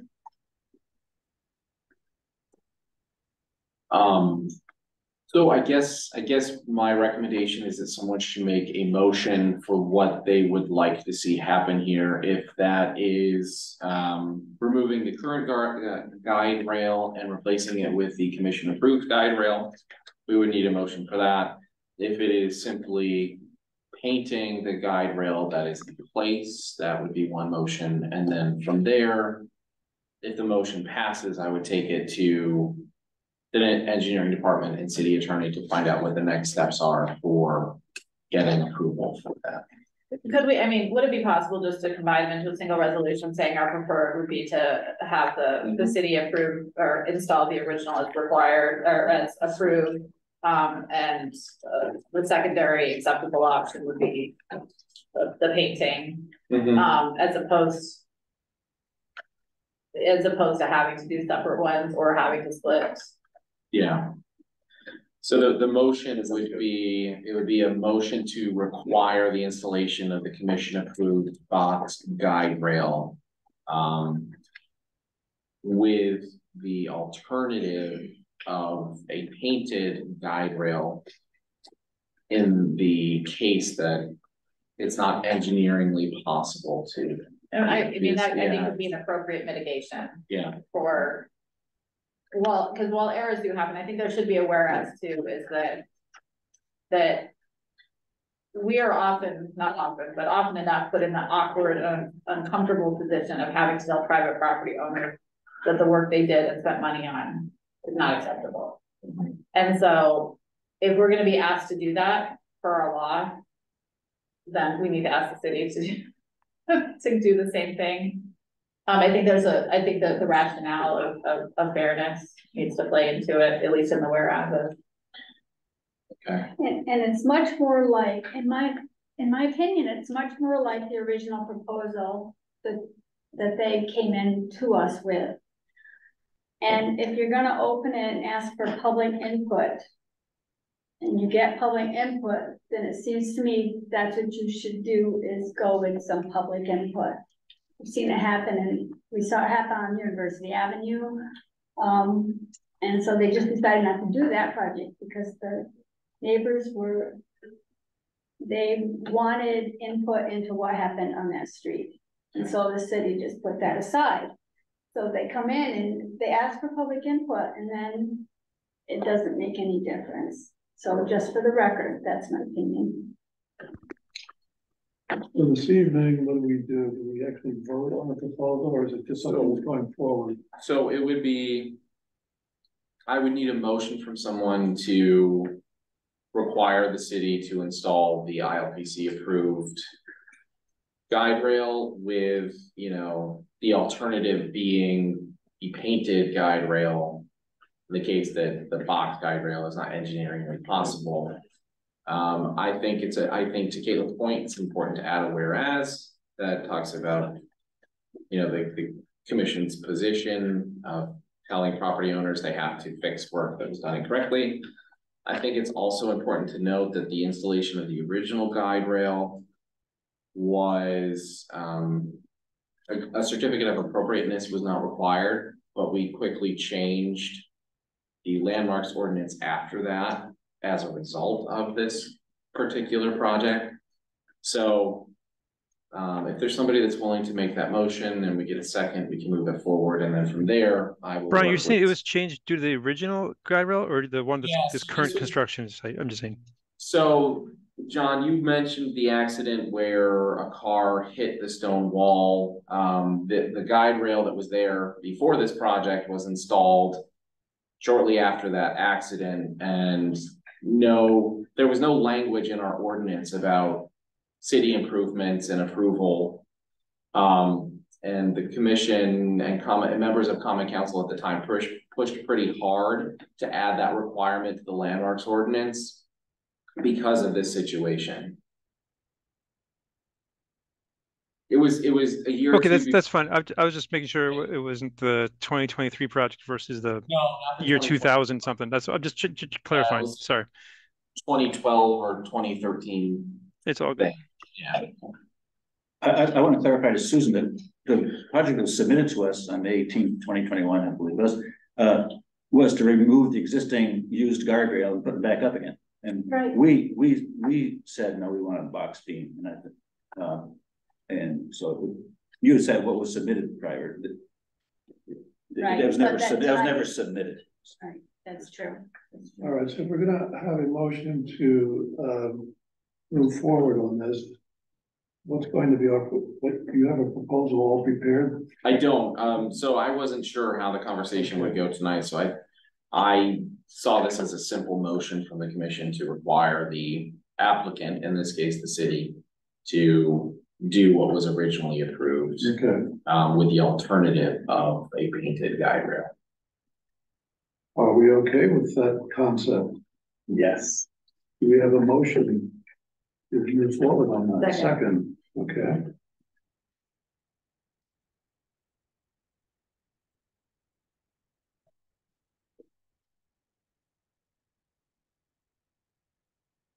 Then all in favor.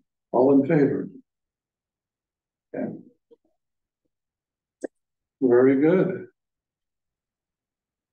Thank you, John. We will talk tomorrow. Right. Thank you very much. Yep. Bye.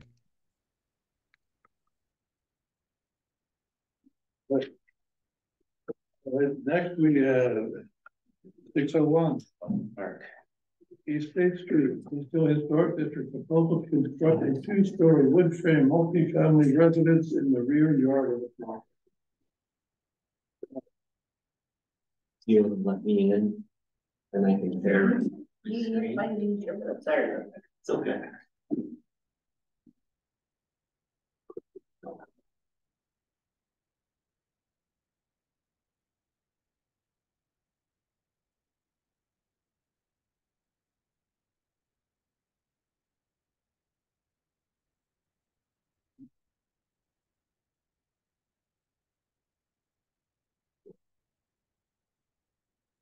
All right.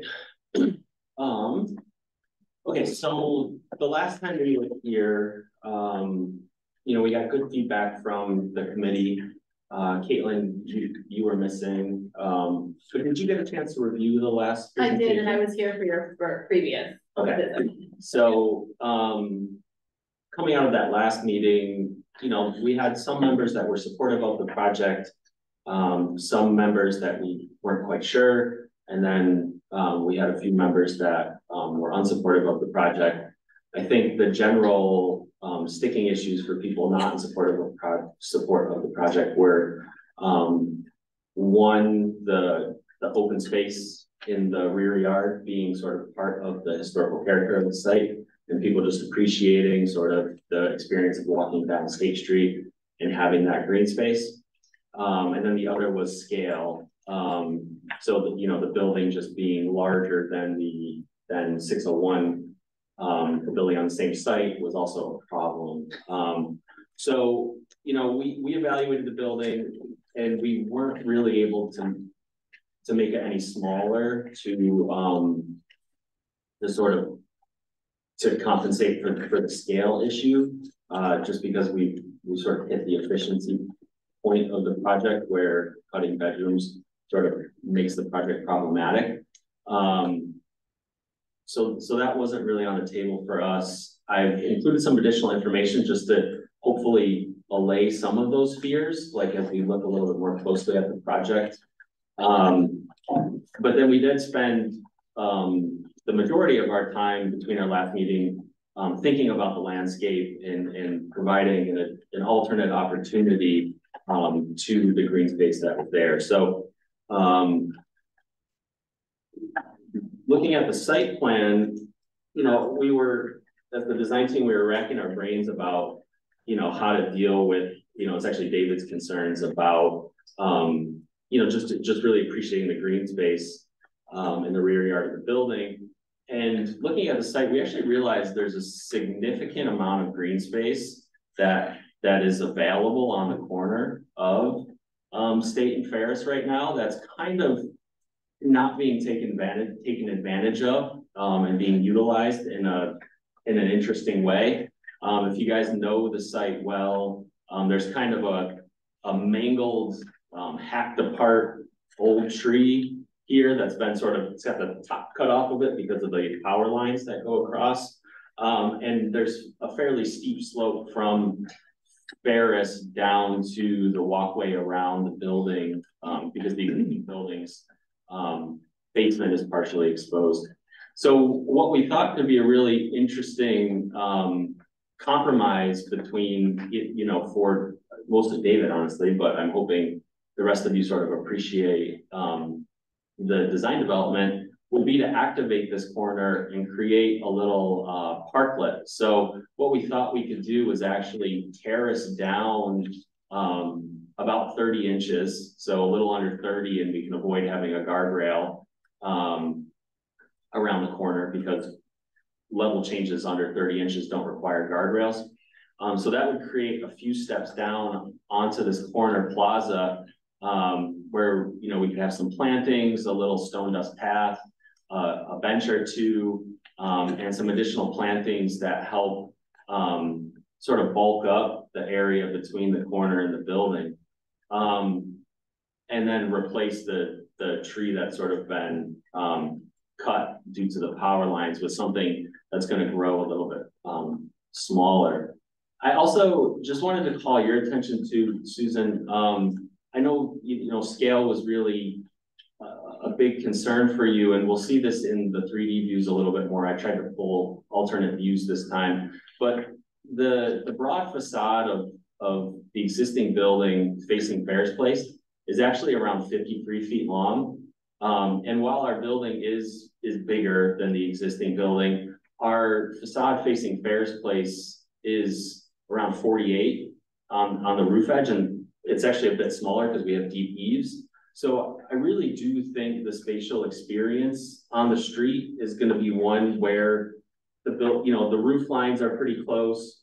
I think the spatial experience on the street is going to be one of comparable size, even though the building is deeper. So I know we weren't able to make it smaller, but I just wanted to bring that to your attention.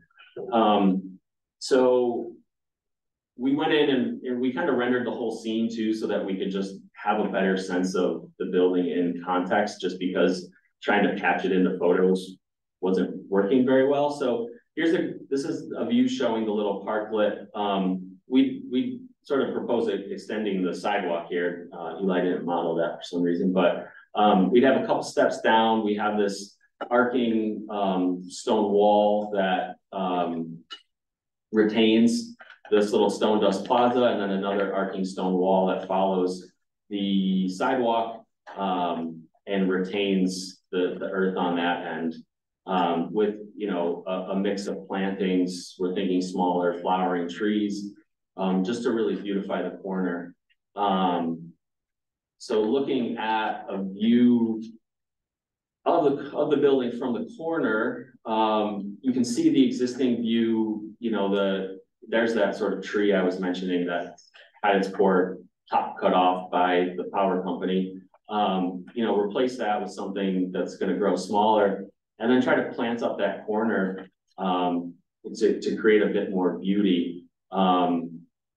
You can see our building in the distance. You know, the roof line's kind of, we're respecting the roof line of 601.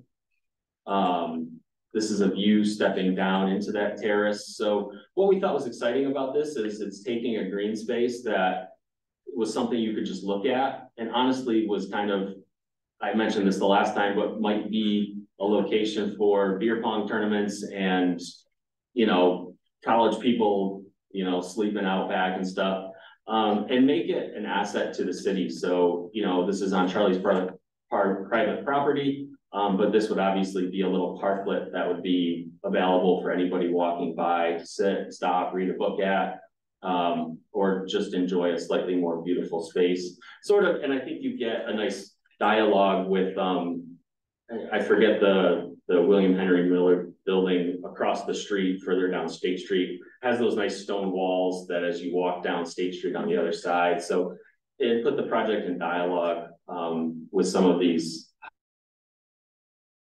higher end historic homes in the area. So, you know, this was a view down in that parklet. Again, you know, we're thinking just a simple dry stack stone wall, this little meandering path with some nice planter beds. So looking at the building, we've made a few minor design updates to the building.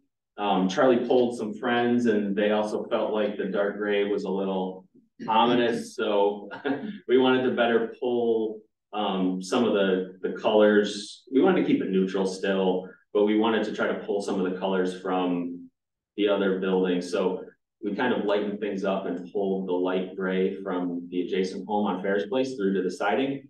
And instead of going white trim, we opted for a slightly darker trim, just to give it its own life. But then, you know, a white railing with a black top rail just to create a nice accent. You know, and then going later on the siding, we thought it'd be nice to go with a darker window, and we added this just simple cross muntin pattern, which I think actually does give a nice additional layer of detail to the project that it didn't have before. You know, so this is just a close-up shot of this, you know, the details haven't changed. So this is a similar shot we showed before. Same here. I think you can see the trim a little bit better, but we haven't really changed the trim details all that much or at all. View from the side, we did increase the size of the windows in the lower level, which I think just helped with the proportioning in the stucco base. And then a view from Ferris. We'd really love to keep the existing parking we have available. We were thinking, you know, we could try to spruce it up a bit, maybe do some permeable pavers, so that some grass could grow through and it could feel partially green. But you know, parking's a premium. It's really hard to find parking in town. And I keep making this argument, but I really think there's something to be said for having an accessible parking spot with an accessible first floor in this town on the hillside. It's really a nice thing to have. So, and actually, I did want to, I kind of skipped over a thing. I didn't include it in the presentation, but I did a bunch of like digging through old maps because I was kind of hoping we'd find that there was a building there at one point in time historically to, you know, because it's just a weird spot to me. I'm surprised that there was nothing there. But there was an old one-car garage and a storage shed out back, so. You know, it wasn't a building, but historically there were structures in this rear yard. It wasn't a completely green space. And even the prominence of this little structure on the street, I think would have, you know, really cut down the view into the back. And I'm not sure, but I can't help but feel like the little parking spaces that are sort of retained were probably because of this little garage here. So, you know, I feel like even those parking spots are somewhat of a marker maybe of what had been there in the past. So then we start to zoom out a little bit. This is just seeing the building in context with the adjacent building on Fair's Place. It is larger, you know, the facade's longer here. I don't have the exact measurement on that, but I think it's under 40. And then as we swing around, seeing them sort of as a triplet, you know, I think you again get the sense that the building, I really do feel like it's in scale with the neighborhood. And I think this little parklet would be a huge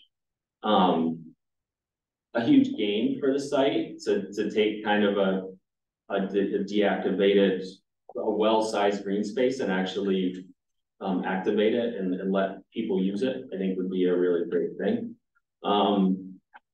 So yeah, I'll leave it there.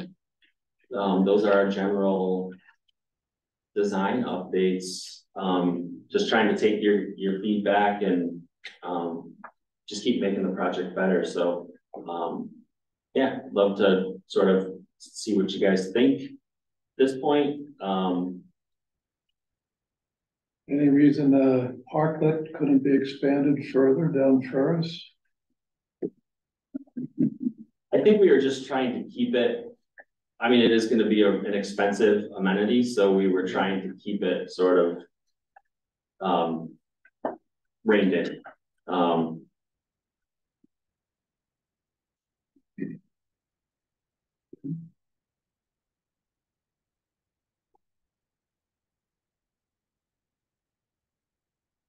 I mean, I'd be open to expanding in it. Do you think it makes sense? No, do you think it should be enlarged? Just in terms of like, there's a slope there, and that is just in terms of getting you have the basement bedroom windows that are right up to the street end of the new structure, which I'm seeing some concrete areaways and stuff like that. Yeah, window wells. Maybe a stone retaining wall could also be used instead of window wells to try and handle that drop off those windows. Just it somewhat extends far enough to potentially meet up the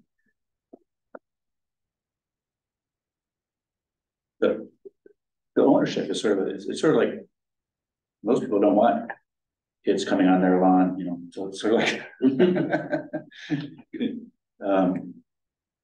and there might be issues with insurance or ownership or maintenance or just place you would. Yeah, well, you know, the bus stop is just past this, so I'm just kind of thinking it'd be a nice place where people could wait prior to the bus coming. It is true that the slope now is sort of unusable because it's too sloping to do anything on. Yeah, you literally can't even walk down. And I wouldn't shed tears about that tree or the other tree on the site are both in pretty rough shape. Well, I think that it's a nice addition, and I think these public benefits are helpful ways to improve community. I would encourage you to include a sign that actually specifies that people, even if it's a small one. I read a very interesting article in the New York Times a couple of years ago about all these developers who have their lobbies are actually public spaces, and they got all these benefits because they were creating public space, except nobody knows they're public space. Yeah. And so you have New York Times reporting, ordering pizza to the lobbies of different buildings, seeing if he didn't get kicked out. And so sometimes these public spaces get forgotten as essentially publicly accessible places. And so if it is an amenity to help, in some ways fill your pitch, which I appreciate, it would be good to actually, make sure that the public is aware of it, because there might be some reluctance of the public not to go on it.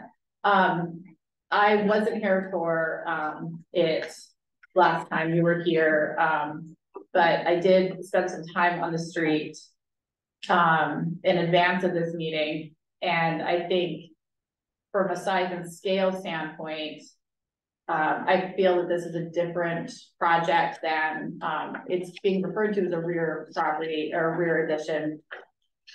But in many ways, it's very different from a lot of the rear additions we see. When, frequently when it's a rear addition, it's, it truly is in the back of the property. And this one feels different to me because it does have frontage. It has road frontage. I think it still feels a little bit big, but I think it's not largely out of keeping with the neighborhood.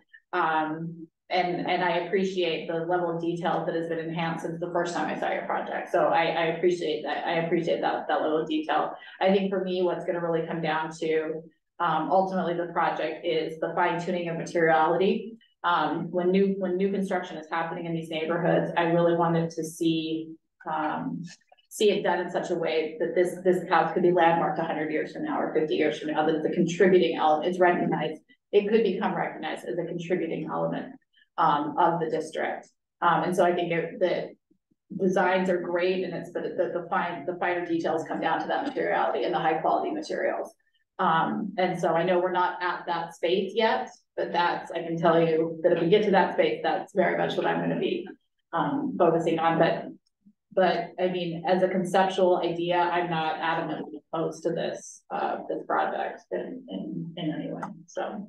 And I did want to point out, we are sort of considering our current plan is to use real wood siding, so real wood clapboard, especially because these trim details are unique. Mm-hmm. So they can't be done with sort of standard. We'd initially been thinking composite, but these trim details we can't really do out of like the standard composite profiles. So, we have wood trim around the windows. And then we've been planning on a higher end, like aluminum clad wood window with real, not simulated divided lights, but obviously not glass between the grills or anything like that, sort of the real. So, in a real wood porch and seal and wood and porch ceiling, so I think we'll hopefully meet your concerns there. I remember, I want to say it was in the first design that it was a very flat surfaces, and I think the articulation, a very flat plane, particularly on this facade.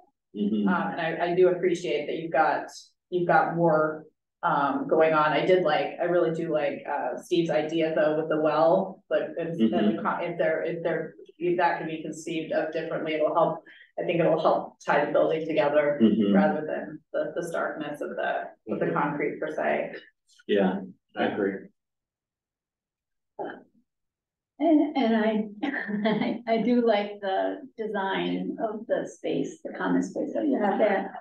So that makes it, and I went through and compared, and I said, what they change, what they change? And then when I said I didn't really change anything, I looked at that part of it, and that is attractive. So I think that does help your design a little bit. I'm hoping that it looks like you have a nice little lawn there, and I'm hoping that's not an illusion when the building's actually built, that it's not like up to the sidewalk practically. And so hopefully there's that green yard in front is a green yard in front. But I like the little waiting area. That's very nice. And I like the idea that Ed mentioned also, if you could even extend it a little bit, that would be helpful. That's a difficult topography right there, so. But it looks very good. And I agree totally with the when you start looking at the material. Yeah, I agree. I agree in general. Yeah, I like it much nicer than the first, much more than first design, and kind of like I was saying last meeting, I feel, yeah, generally okay with the way it is now. I think, that, yeah, the design is nice, and the, I don't know, the amount of open space, I'm sure it is nice having the open space, you could say, but I don't feel like this is consistent with the density of the neighborhood. Having another house there. So, yeah, I think it's, yeah. And as far as the size of it, it is much, I suppose, bigger than the house at 601, but I mean, I'm pretty sure there's other houses that are equally large on that street, or at least seem to be. Yeah, we were in It doesn't scale. stand out as being particularly large for the houses. There's two of, like, these two homes are very similar in scale and they're smaller, but then there's the next two homes are larger duplexes that were kind of, well, I think even a little bit smaller than those two. So it goes 601's kind of, it's, you know, smaller home than ours, and then these other two smaller, and then two big ones. And then directly across the street from 601 is a very large home. And Yeah, corners, we own that building at Corners Ferris in East State, and it's a 4-unit, 15-bed building. Oh, that was a huge building, Yeah, yeah. it's huge. Yeah. So actually the house just past 108 Ferris is comparable in size to the new building we're proposing. And then two buildings down that go down to the gorges are massive.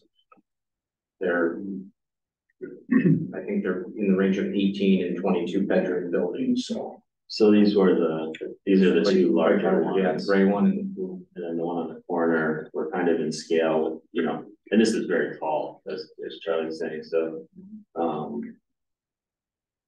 you know, this is that building on the corner. This one here, it reads as a very large building, almost, because there's like, you know, 3 full stories plus the attic windows. So, and then plus around as you go down State Street, sort of these 3 buildings around the corner are all sort of comparable size. Do you have a 3D view? Do you have a 3D view of, not this side, but the other side of the house, which would be what, the south side? Don't ask Brian. So, no, but from Elston Place? Yes. Yeah. We have it modeled. I just wondered if there was articulation on that side also planned. Yeah, it's actually the like, rear. Sorry? The rear or the side? To Side, the side Side. next to the adjacent property. I don't think it articulates. that's our most articulated side. And actually the scale does break down there. Let's see if this has worked.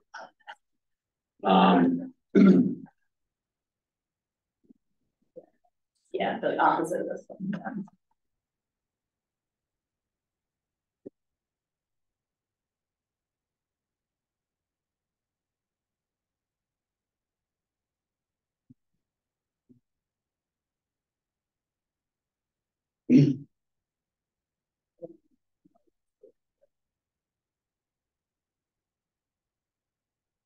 Cause I think you can get away with, I think the true rear of the property, I think being relatively flat, I think, or, you know, a relatively flat plane is probably gonna be fine, but I think you're gonna wanna see.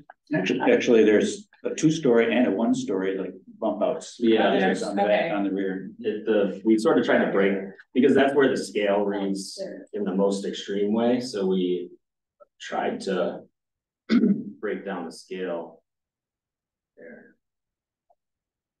Well, I'm wondering if the interior, so there is a view of that, so it's right here, so it is very plain. I'm wondering if there's, the interior would lend itself to some articulation on that level. That would be more similar to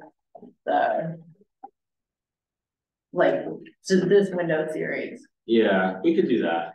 I think that would help on that side. So here's the actual 3D model.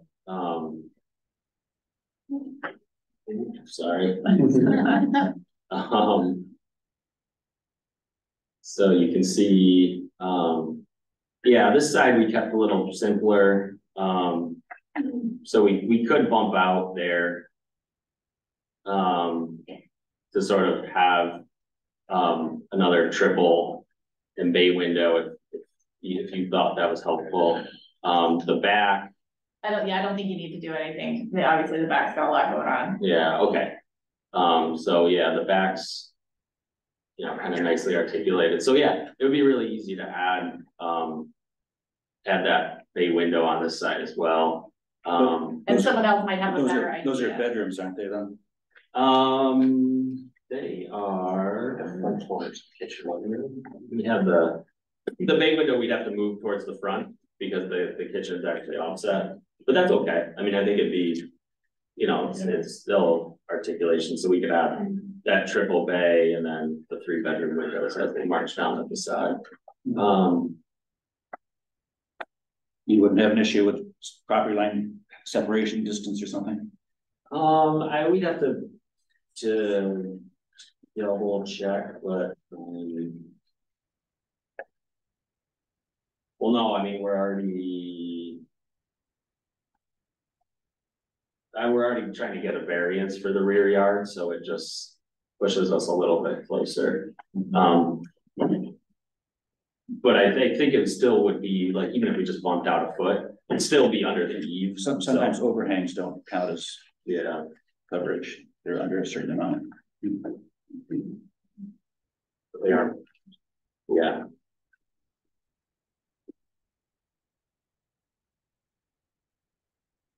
Driving skills. I think this design over the past couple of months, and you've obviously put a lot of thought into it, and it shows at this point, it's a much more acceptable project. I really like the parklet idea, very, very good idea. Who came up with that idea? That was me. Good idea. Very good. And if it can be expanded, I think that would be. That was an idea, right? Yeah, it was definitely. It is now the public record. No, well, thank you. I mean, we appreciate working with you all and all the feedback to sort of help get us to where we got to today, so. Parking Are we- space can be expanded, I mean. No, that's the existing size that it is. I like the idea of breaking in. I think you sort of do some, if I never see the term roof footprint again, I'll be happy. Because I've never seen anybody say do roof footprint, and even roofers don't even want you to measure the roof for them. They want to go up there and measure themselves. But I think it'd be much more interesting to say like enclosed building footprint, porch footprint. And because are you including like the porches and the eave overhangs and everything in your roof footprint? Yeah. I don't think you're doing yourself a disservice, and I don't think it's a good comparison. I think I personally would like to see the roofs dotted, the actual hard lines and porches drawn, and then the roofs are dotted in if they are in some drawings. But even on your site plans, you're like showing the roof coverage, which I think if you're gonna measure a 10-foot setback from a property line, it'd be to the building itself, not to the roof 5 stories high. So yeah, so I just find the roof footprint is not such a great comparison, especially since you have 3-foot overhang, so your roof is extra big. So anyway, because that's what I was trying to compare things. And then so I'd better see if you were gonna redo the comparos, you know, enclosed building footprint, porch footprint, and that's it. Not include eaves and rake overhangs and everything. Yeah.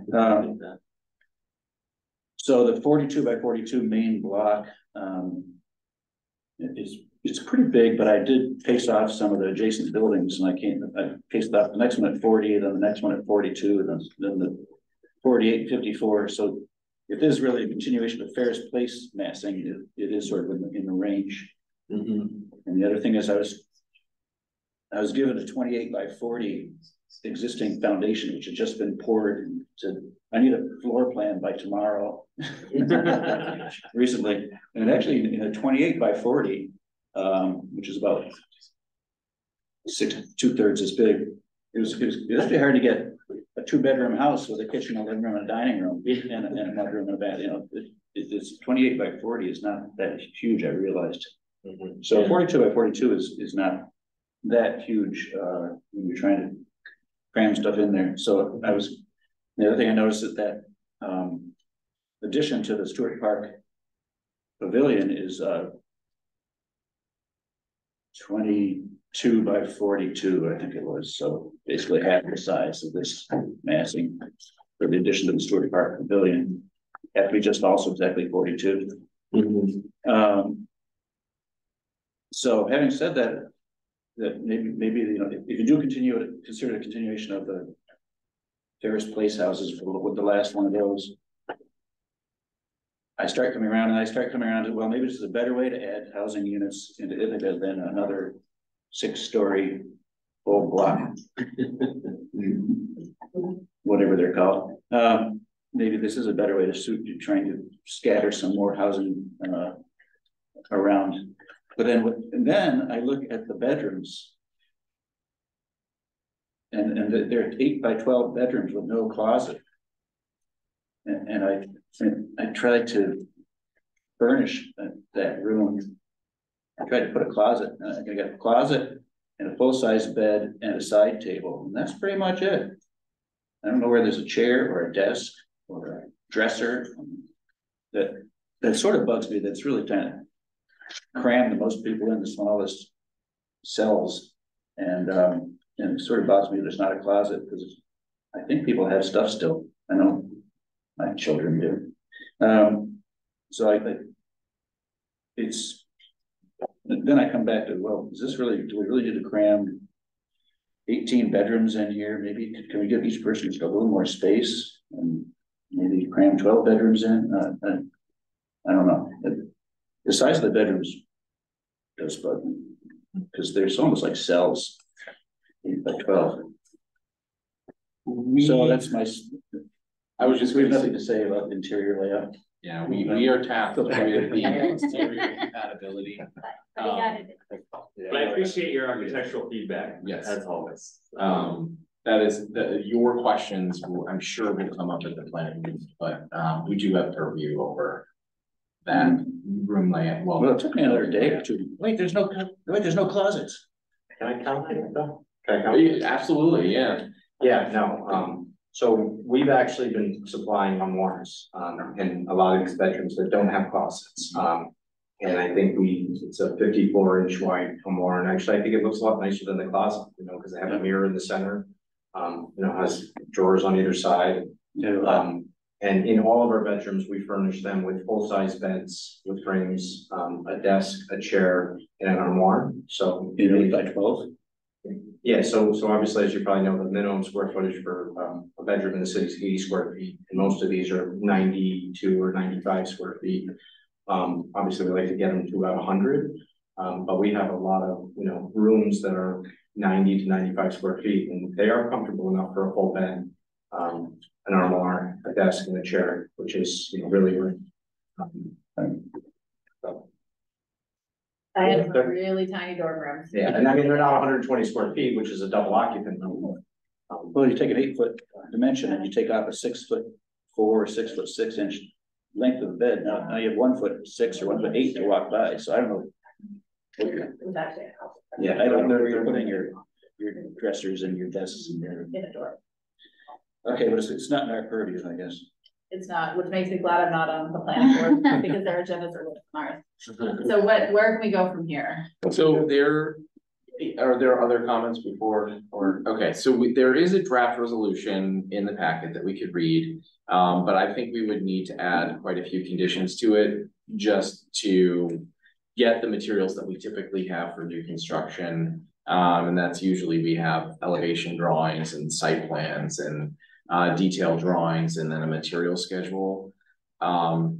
We also would need to close the public hearing this evening. So we opened it last month and we left it open for comments, both to give the commission time to review the materials, but also the applicant's time to prepare additional materials, because you weren't ready to vote last month and we didn't want to start that stop clock.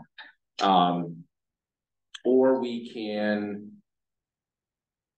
wait a month until we have those additional materials that we typically have for a new construction project and prepare to vote next month. So Sounds good to me. What is your schedule?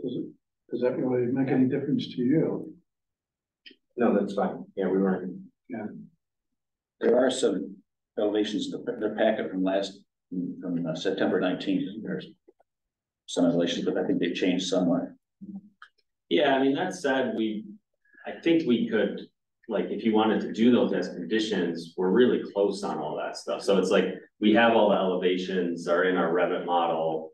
The site plan obviously is in the presentation, so that's sort of drawn in there.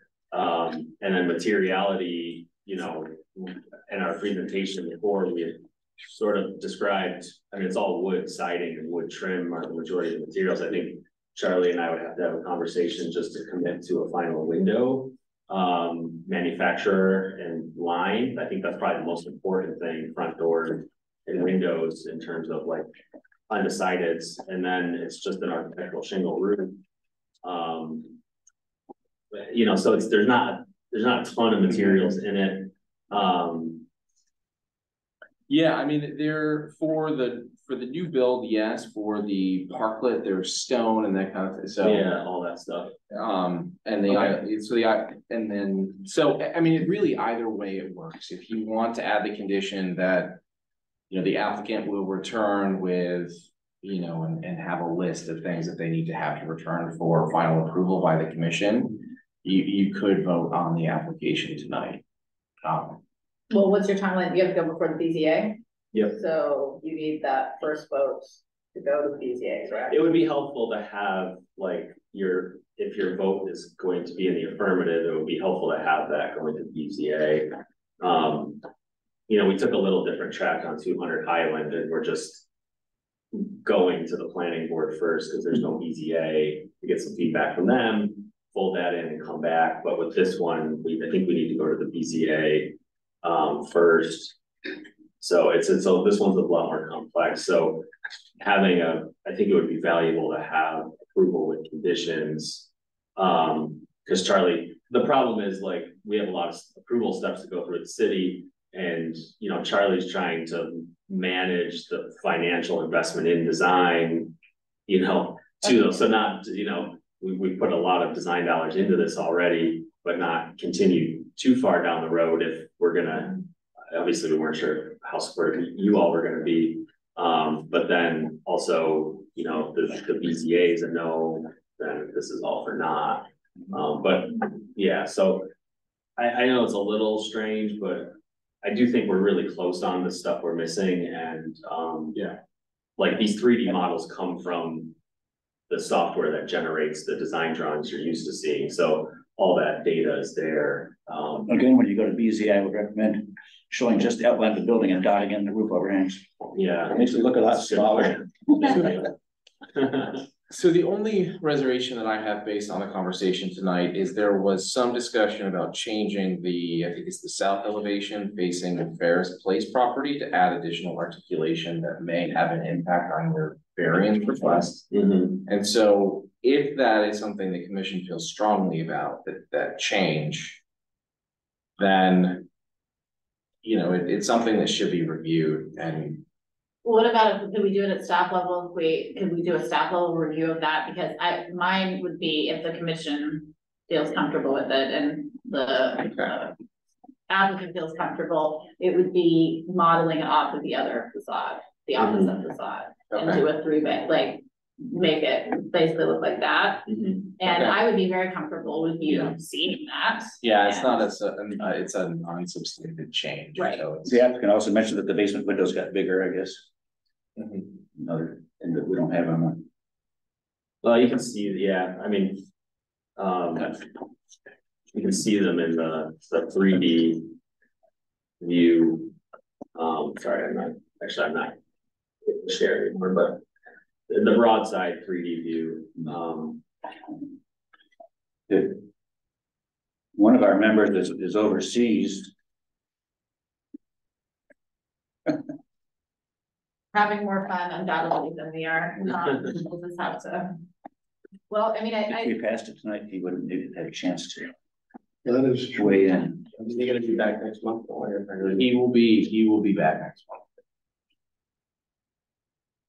Well, I think if we're comfortable going forward with this, the mapping size, scale and conceptual idea, I mean, I know how much money you can, and again, not our purview to worry about design money, but if that's what the BZA needs to know, and we can work the finer details of materiality at the next meeting, I think I would be comfortable with that.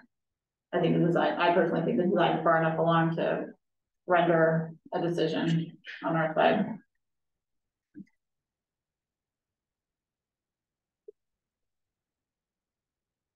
So what is our conclusion then? So we have to move forward this evening?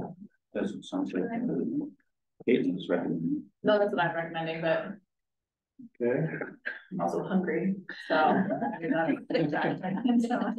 Not press themselves, so yeah. Okay, what do other commission members feel? Do we go ahead and move forward with the basics today?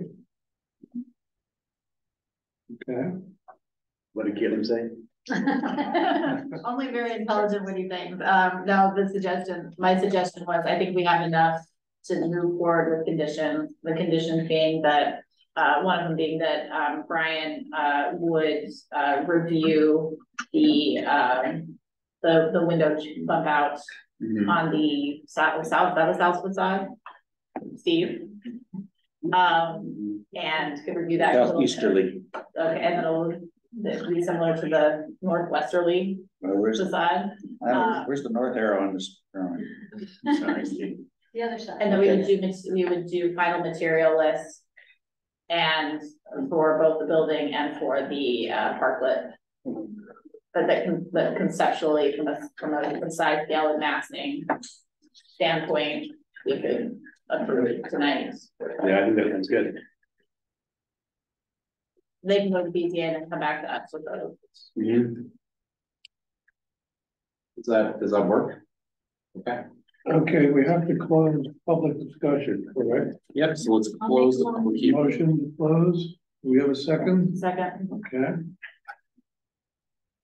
All in favor? Do we have to do that? We have to read the resolution. Okay. Do we have to vote on closing? Oh, you had to move second, all in favor? All in favor. Okay. Right, good time. You're also hungry. One bit of natural good.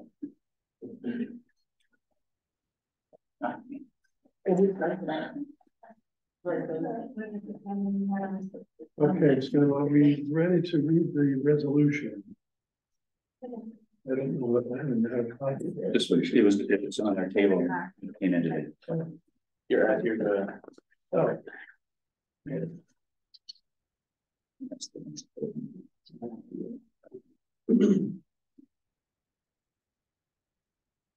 We have a volunteer to read the resolution, RA. Sure, I can do it. Can I start at the resolve or do I need to read? yes. I can never keep it straight. Okay. Resolved that the ILPC has made the following findings of fact concerning the property in the proposal. It was identified in the city of Ithaca's East Hill Historic District summary statement, the period of significance for the area now known as the East Hill Historic District is 1830 to 1932. As indicated in the New York State Building Structure Inventory Form, 601 East State Street was constructed before 1873. Constructed within the period of significance of the East Hill Historic District and possessing a high level of integrity, the property is a contributing element of the East Hill Historic District.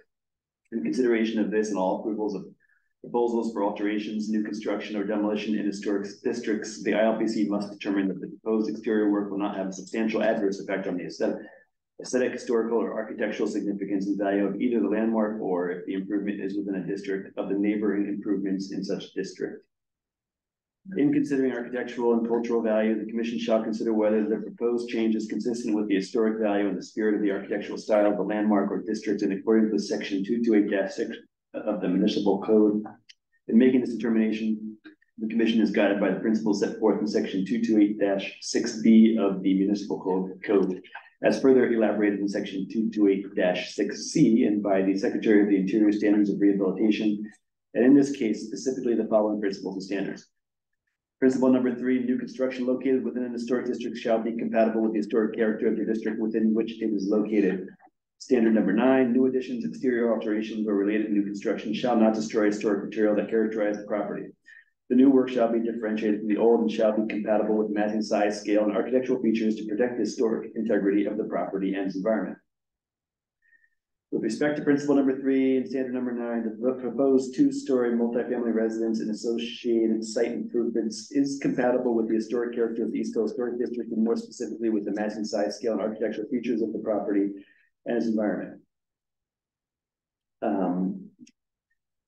The 2-story height and massing of the proposed new building is consistent with the height and massing of larger contributing resources within the district.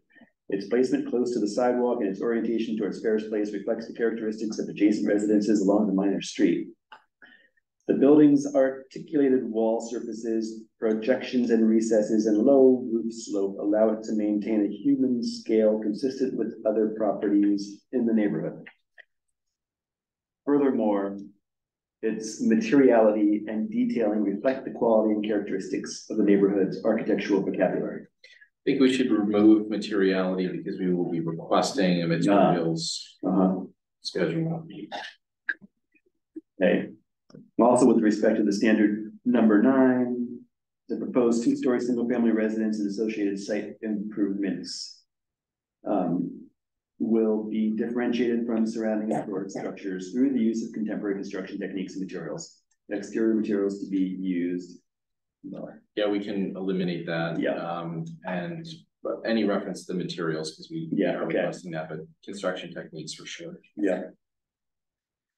Resolve that based on the findings set forth above, the proposal will not have a substantial adverse effect on the aesthetic, historical, or architectural significance of the 601 East State Street and the East Hill Historic District as set forth in section 228-6, and be it further resolved that the Ithaca Landmarks Preservation Commission determines that the proposal meets criteria for approval under section 228-6 of the municipal code, and be it further resolved that the ILPC approves the application, a certificate of appropriateness with the following conditions.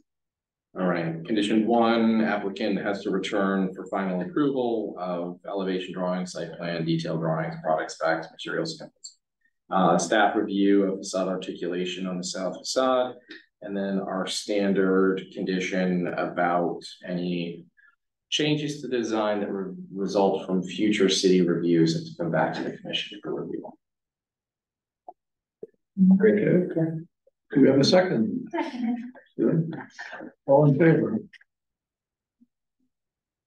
Okay. Thank you. Very good.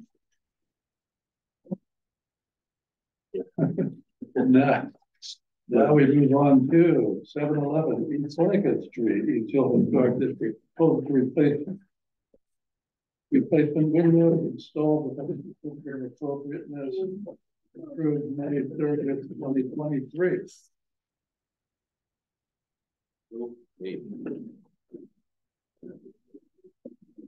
Yeah, everybody's hungry.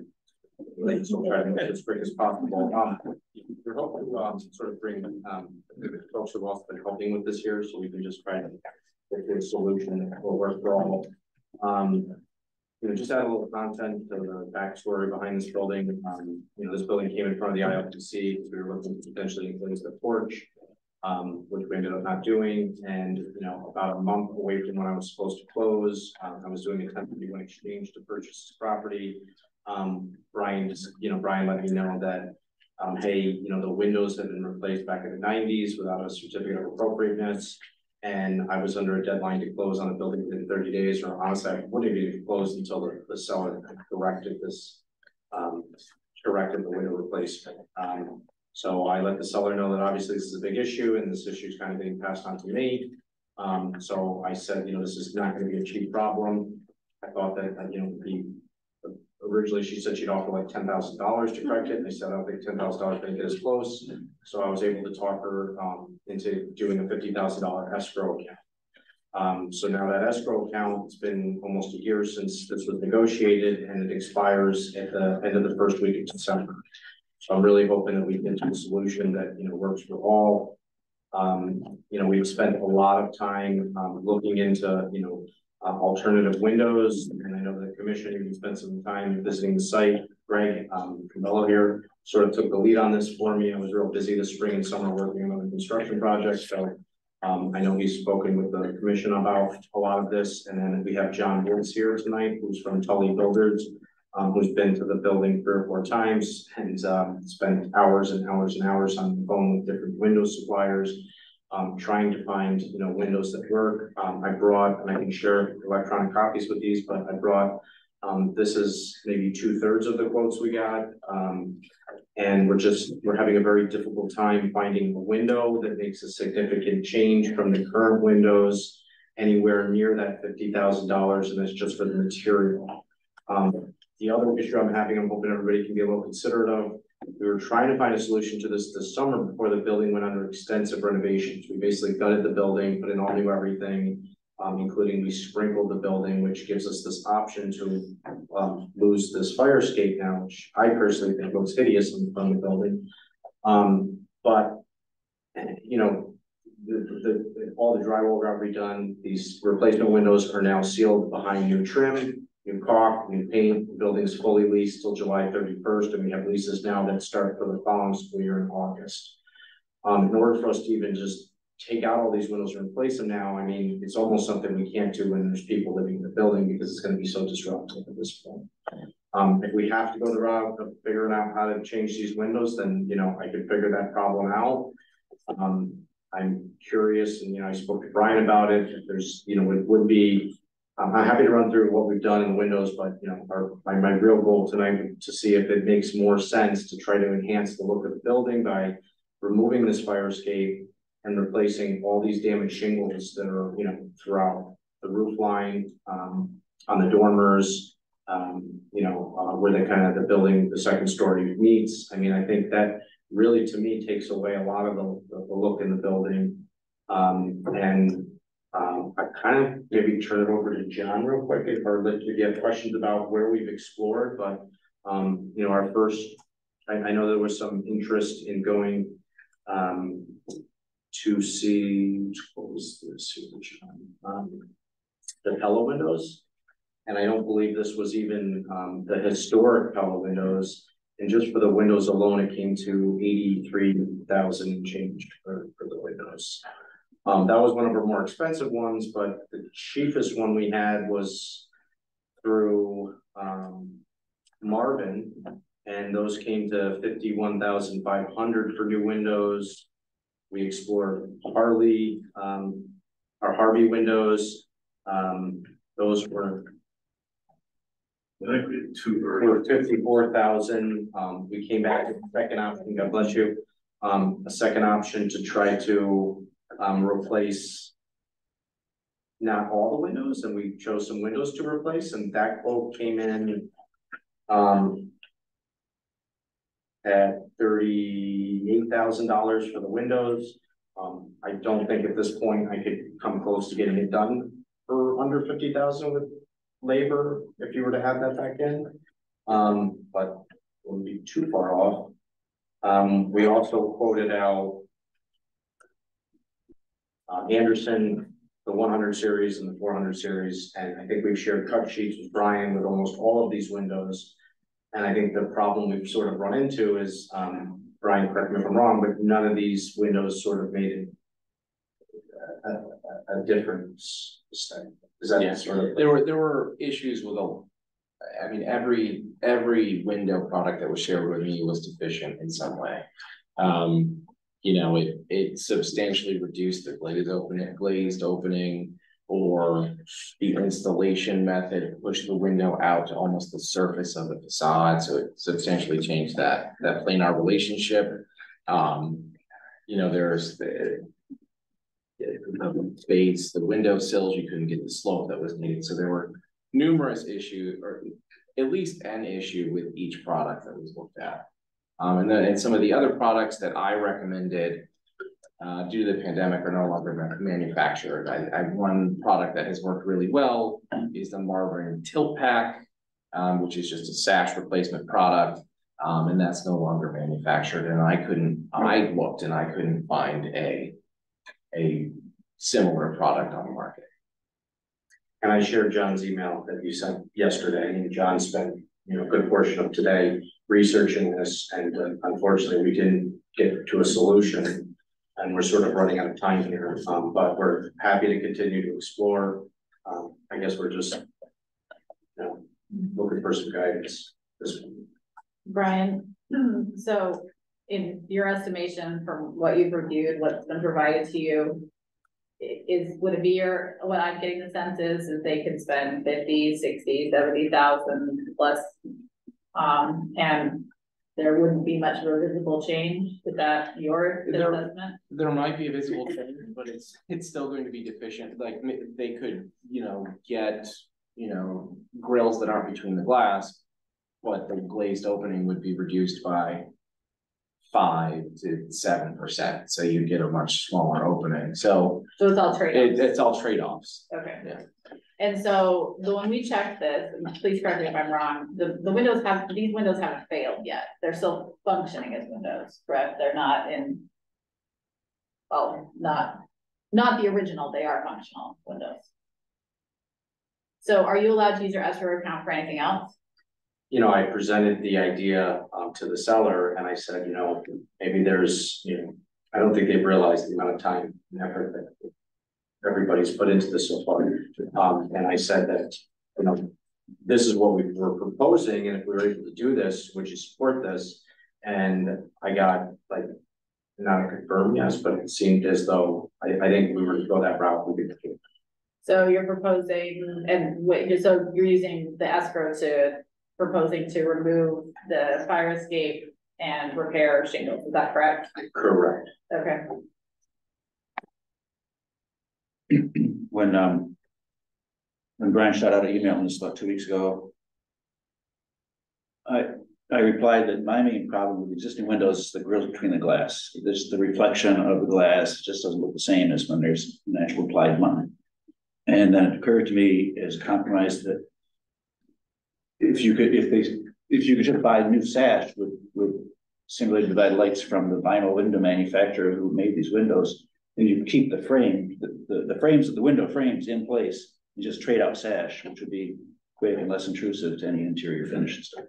So I don't know if that's possible or not, but if the original vinyl window manufacturer who made these still exists, you could still make sash that fit this system, and can make some simulated divided lights, would that be a possible solution? Did share that comment. Well, I didn't actually look, because windows, I don't deal with the company that made those, but the main issue is being that it's 20 plus years. There's a good chance they've changed the molds of the windows, the framing, which means the new sashes may not fit in. I've experienced that with other windows. If you get, it was 5 years old, 6 years old, they replace their machines, and I couldn't get a replacement sash to go in. So there's a good chance that over that time frame that they've changed the style of the window. Okay, well, I just put out that to me, it's not so much the materials, because the frames they're set back in pretty well, so it's not like they're like up. So my main problem is the grills between the glass. I don't really care if it's the material of the buttons made out. All right, that's important one idea I come up with. So I want to make sure we don't go on the record as approving vinyl windows, but we may be stuck with these, and in part because the applicant is not the entity that replaced them. I mean, the fact that it didn't get caught since the 1990s is a concern. Like, and I know that that's being improved in the city, so I'm not throwing stones on the city, but it's like that's a long time after an inappropriate installation for it to be caught. I had initially, when we looked at this project in the first instance, I had some hesitation of replacing functional windows, and just especially ones that may not find new useful life someplace else, given that they're that older. I think if the money can be used on things that would also improve the exterior, I could be supportive of that. If you had done this work, I would be demanding that they were replaced. But because you're not because you didn't do this work, I'm willing to consider mitigation. And I think other mitigation is, would improve the structure. So, and improve the district as a whole. Yeah, I can see, I suppose I can agree with that as well, especially hearing how you weren't the person that put in these windows originally. And knowing that, you know, you've all looked into it, and that Brian, you actually did some work looking into it as well with the resources that you have, it makes me lean more in the direction of accepting it with, well, yeah, doing the work on the fire escape and the shingles. It sounds like a great idea.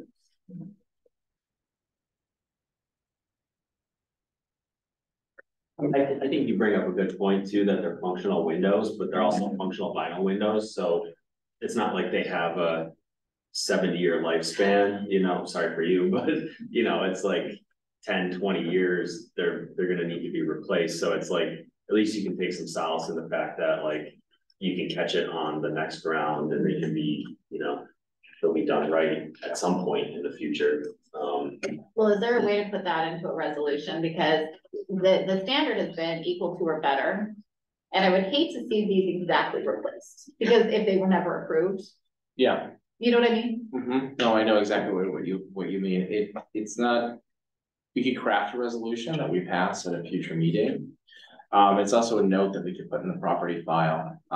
It's already noted in the property file that these windows were a violation. You know, it seems like a file note that the process that happened is appropriate here. Because I'd like to avoid the situation where we're saying, well, we're okay with these windows, unless I think it's more, instead of approving these windows, that we're acknowledging they exist and we don't have any great alternatives.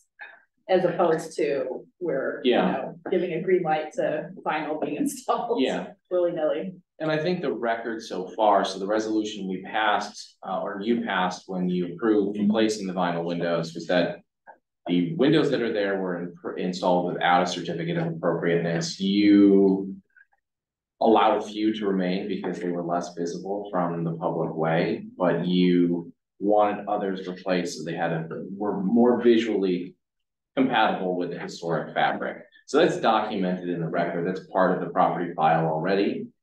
If the condition cannot be substantially improved by replacing them again at this time, then, you know, the approval that was in place for replacing the replacements can be left to expire. So the commission doesn't have to take action tonight. They can just, with a certificate of appropriateness, there's no requirement to do the work that was approved.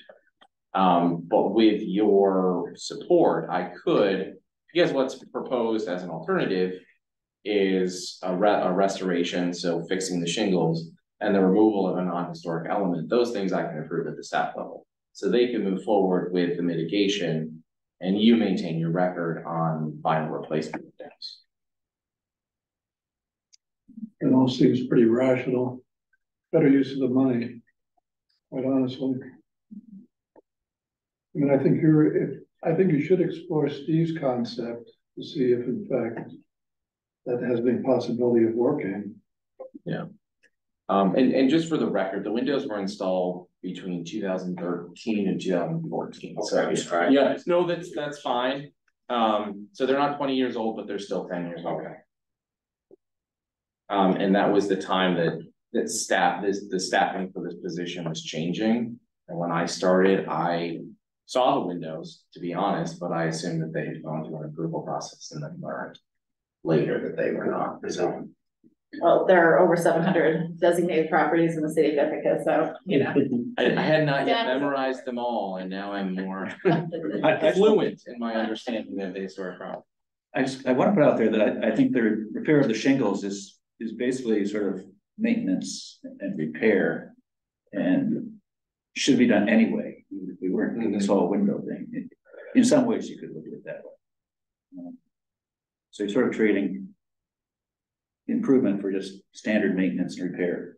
But I'm sure you'll spend quite a bit of money on the shingle repair, though. Yeah, and the way that the shingles have been repaired in the past, that's definitely a restoration. I mean, in the flared base of the second story wall, it's fixed with aluminum flashing, it's been painted the same color, and I don't know when that was done.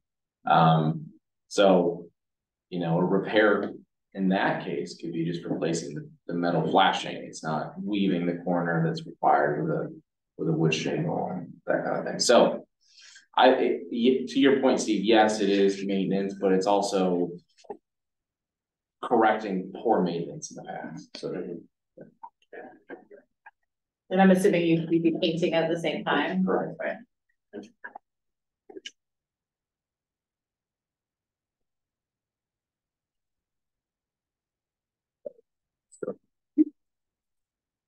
So nothing needs to be read. Nothing needs to be read tonight. What will happen is the certificate of appropriateness for the replacement of the windows will remain because it's the record of the commission's action on that process, but certificates of appropriateness expire in 2 years. So in 2 years, that approval will expire. And so you're not voting to support the vinyl windows tonight. And then the other elements that were proposed this evening, the shingles and the fire escape, will be approved at the staff level.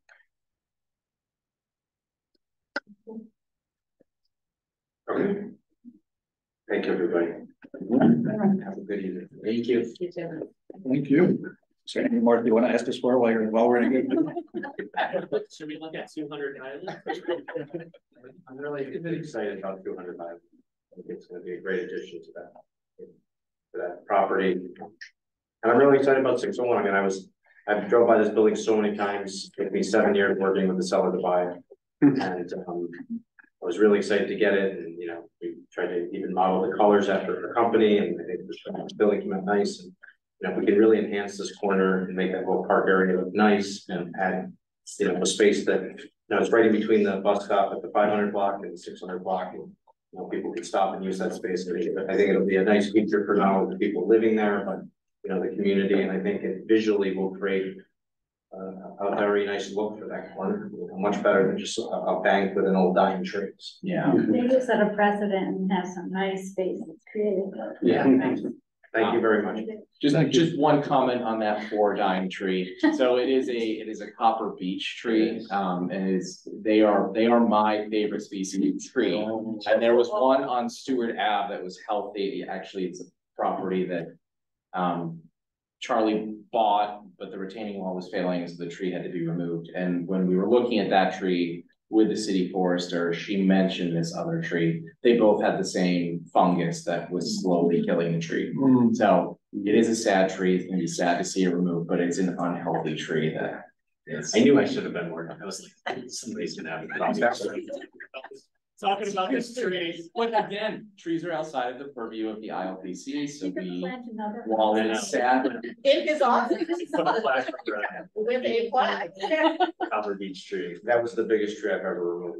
We actually, if it makes you feel any better, we took 4 of the rings and I put them a woodsman, or whatever they call them, but they made these gorgeous tables out of them. I gave them away as gifts. That's awesome. Yeah. All right, thank you very much. Thank you. In the Yale President's House, there's a weeping copper beech. It's even better than regular copper. Beautiful tree. Do they have nice leaves in the winter or in the fall? We do. So when the spring flush of leaves is a beautiful copper color, and then Okay. it's a little bit darker as the season goes on. And Have a good night, everyone. have a good night. I really, anyway, I don't need to talk anymore. We've been looking for our bright colored leaves for our Mhm. lawn. All right, I propose we move right along. Well, we have approval of minutes. Approval of minutes, so there is one set of minutes. And it's Marge is doing a great job and I am very slow, so blame me for not getting other minutes to review. I did have one. Okay, I thought it was fine, except that the present commission members, I'm listed as absent and David listed as absent, and we're also listed as being there, so I don't think we can be voted. So we weren't there. I don't think, I wasn't there. You were not, okay. So we you will- can take us off that one. So you were not there. We will double check David's Check, double attendance. check. That is an excellent catch. Thank you, Sue. And Steve, you said you had one comment. Going back there, where's it? Oh, yeah, so it's on the next to last page, talking about the steps and walkway to the front door at East Buffalo Street. It says at the top of the book, it says there's a bullet point, a walkway from the porch steps to the public sidewalk shall be installed. It says the walkway shall be at least 5 feet wide as the porch steps. Well, the porch steps are 6 feet wide, so it's kind of like. So that was a holdover from when that was a different, yes, I will remove that. It should only say 5 feet wide. And it's not a big difference, but. So it's 5 feet wide. That's it. All right, great. Any other comment? Make a motion. Motion to approve. Give me a second. All in favor? Okay. And the other ones we didn't get yet, right? No. And then we have administrative matters. 522-34 Thurston Avenue, Cornell Heights Historic District. Request for an extension of certificate of appropriateness approval. All right, so this is a requirement in the landmarks ordinance that any time a project does not begin within the 2-year period that the certificate of appropriateness is issued, the applicant has the opportunity to return to the commission to ask for an extension. In this case, the plan has not changed at all. They still are going to replace the slate roof with a gray that matches it exactly. But due to the cost and some engineering delays, they will not be able to begin the project until after the expiration of the original certificate of appropriateness. So they're asking for an additional 2 years to complete the work. Okay. So with that, I don't think we need to read the resolution for anyone's benefit. I will just quickly read the results, and then if I could get somebody to move and second it. So resolved that the scope and design of the project has not changed since the certificate of appropriateness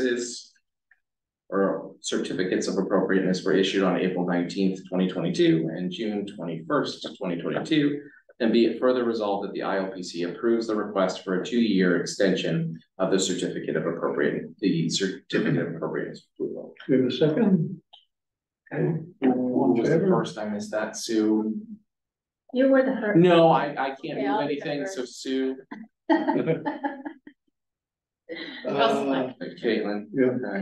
And then.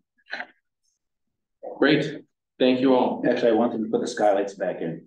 That was some nice staircases this summer with skylights lighting the whole staircase.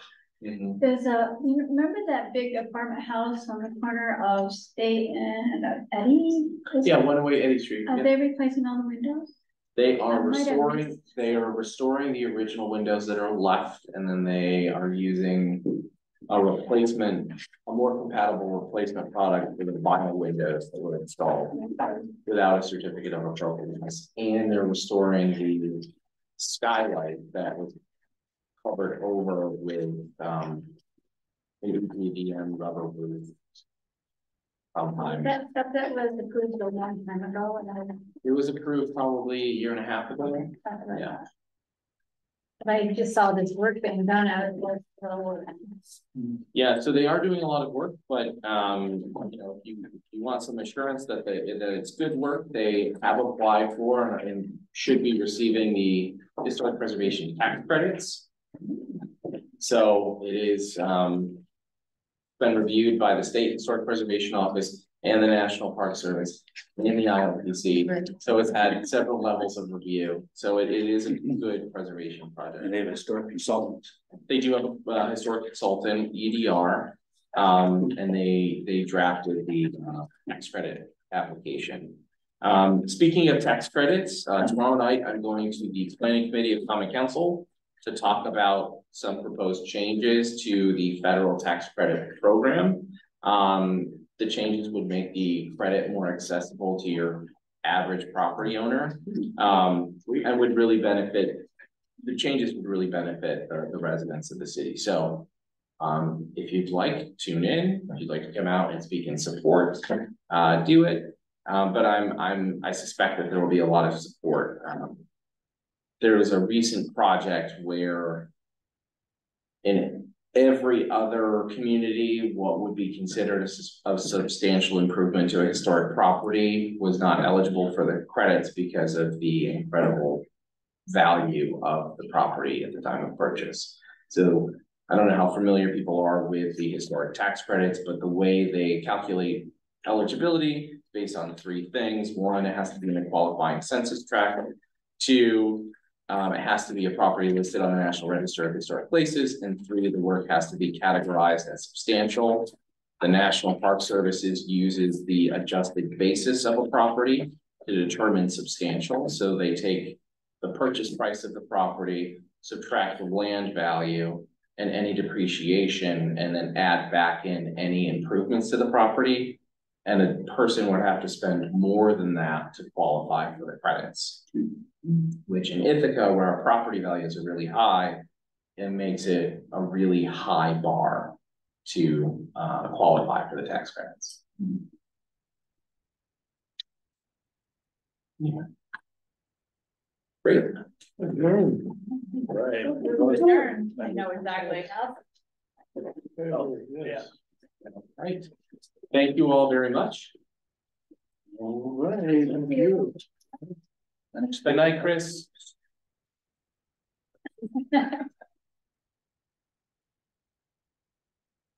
Just so you guys. Yeah. Are we still online?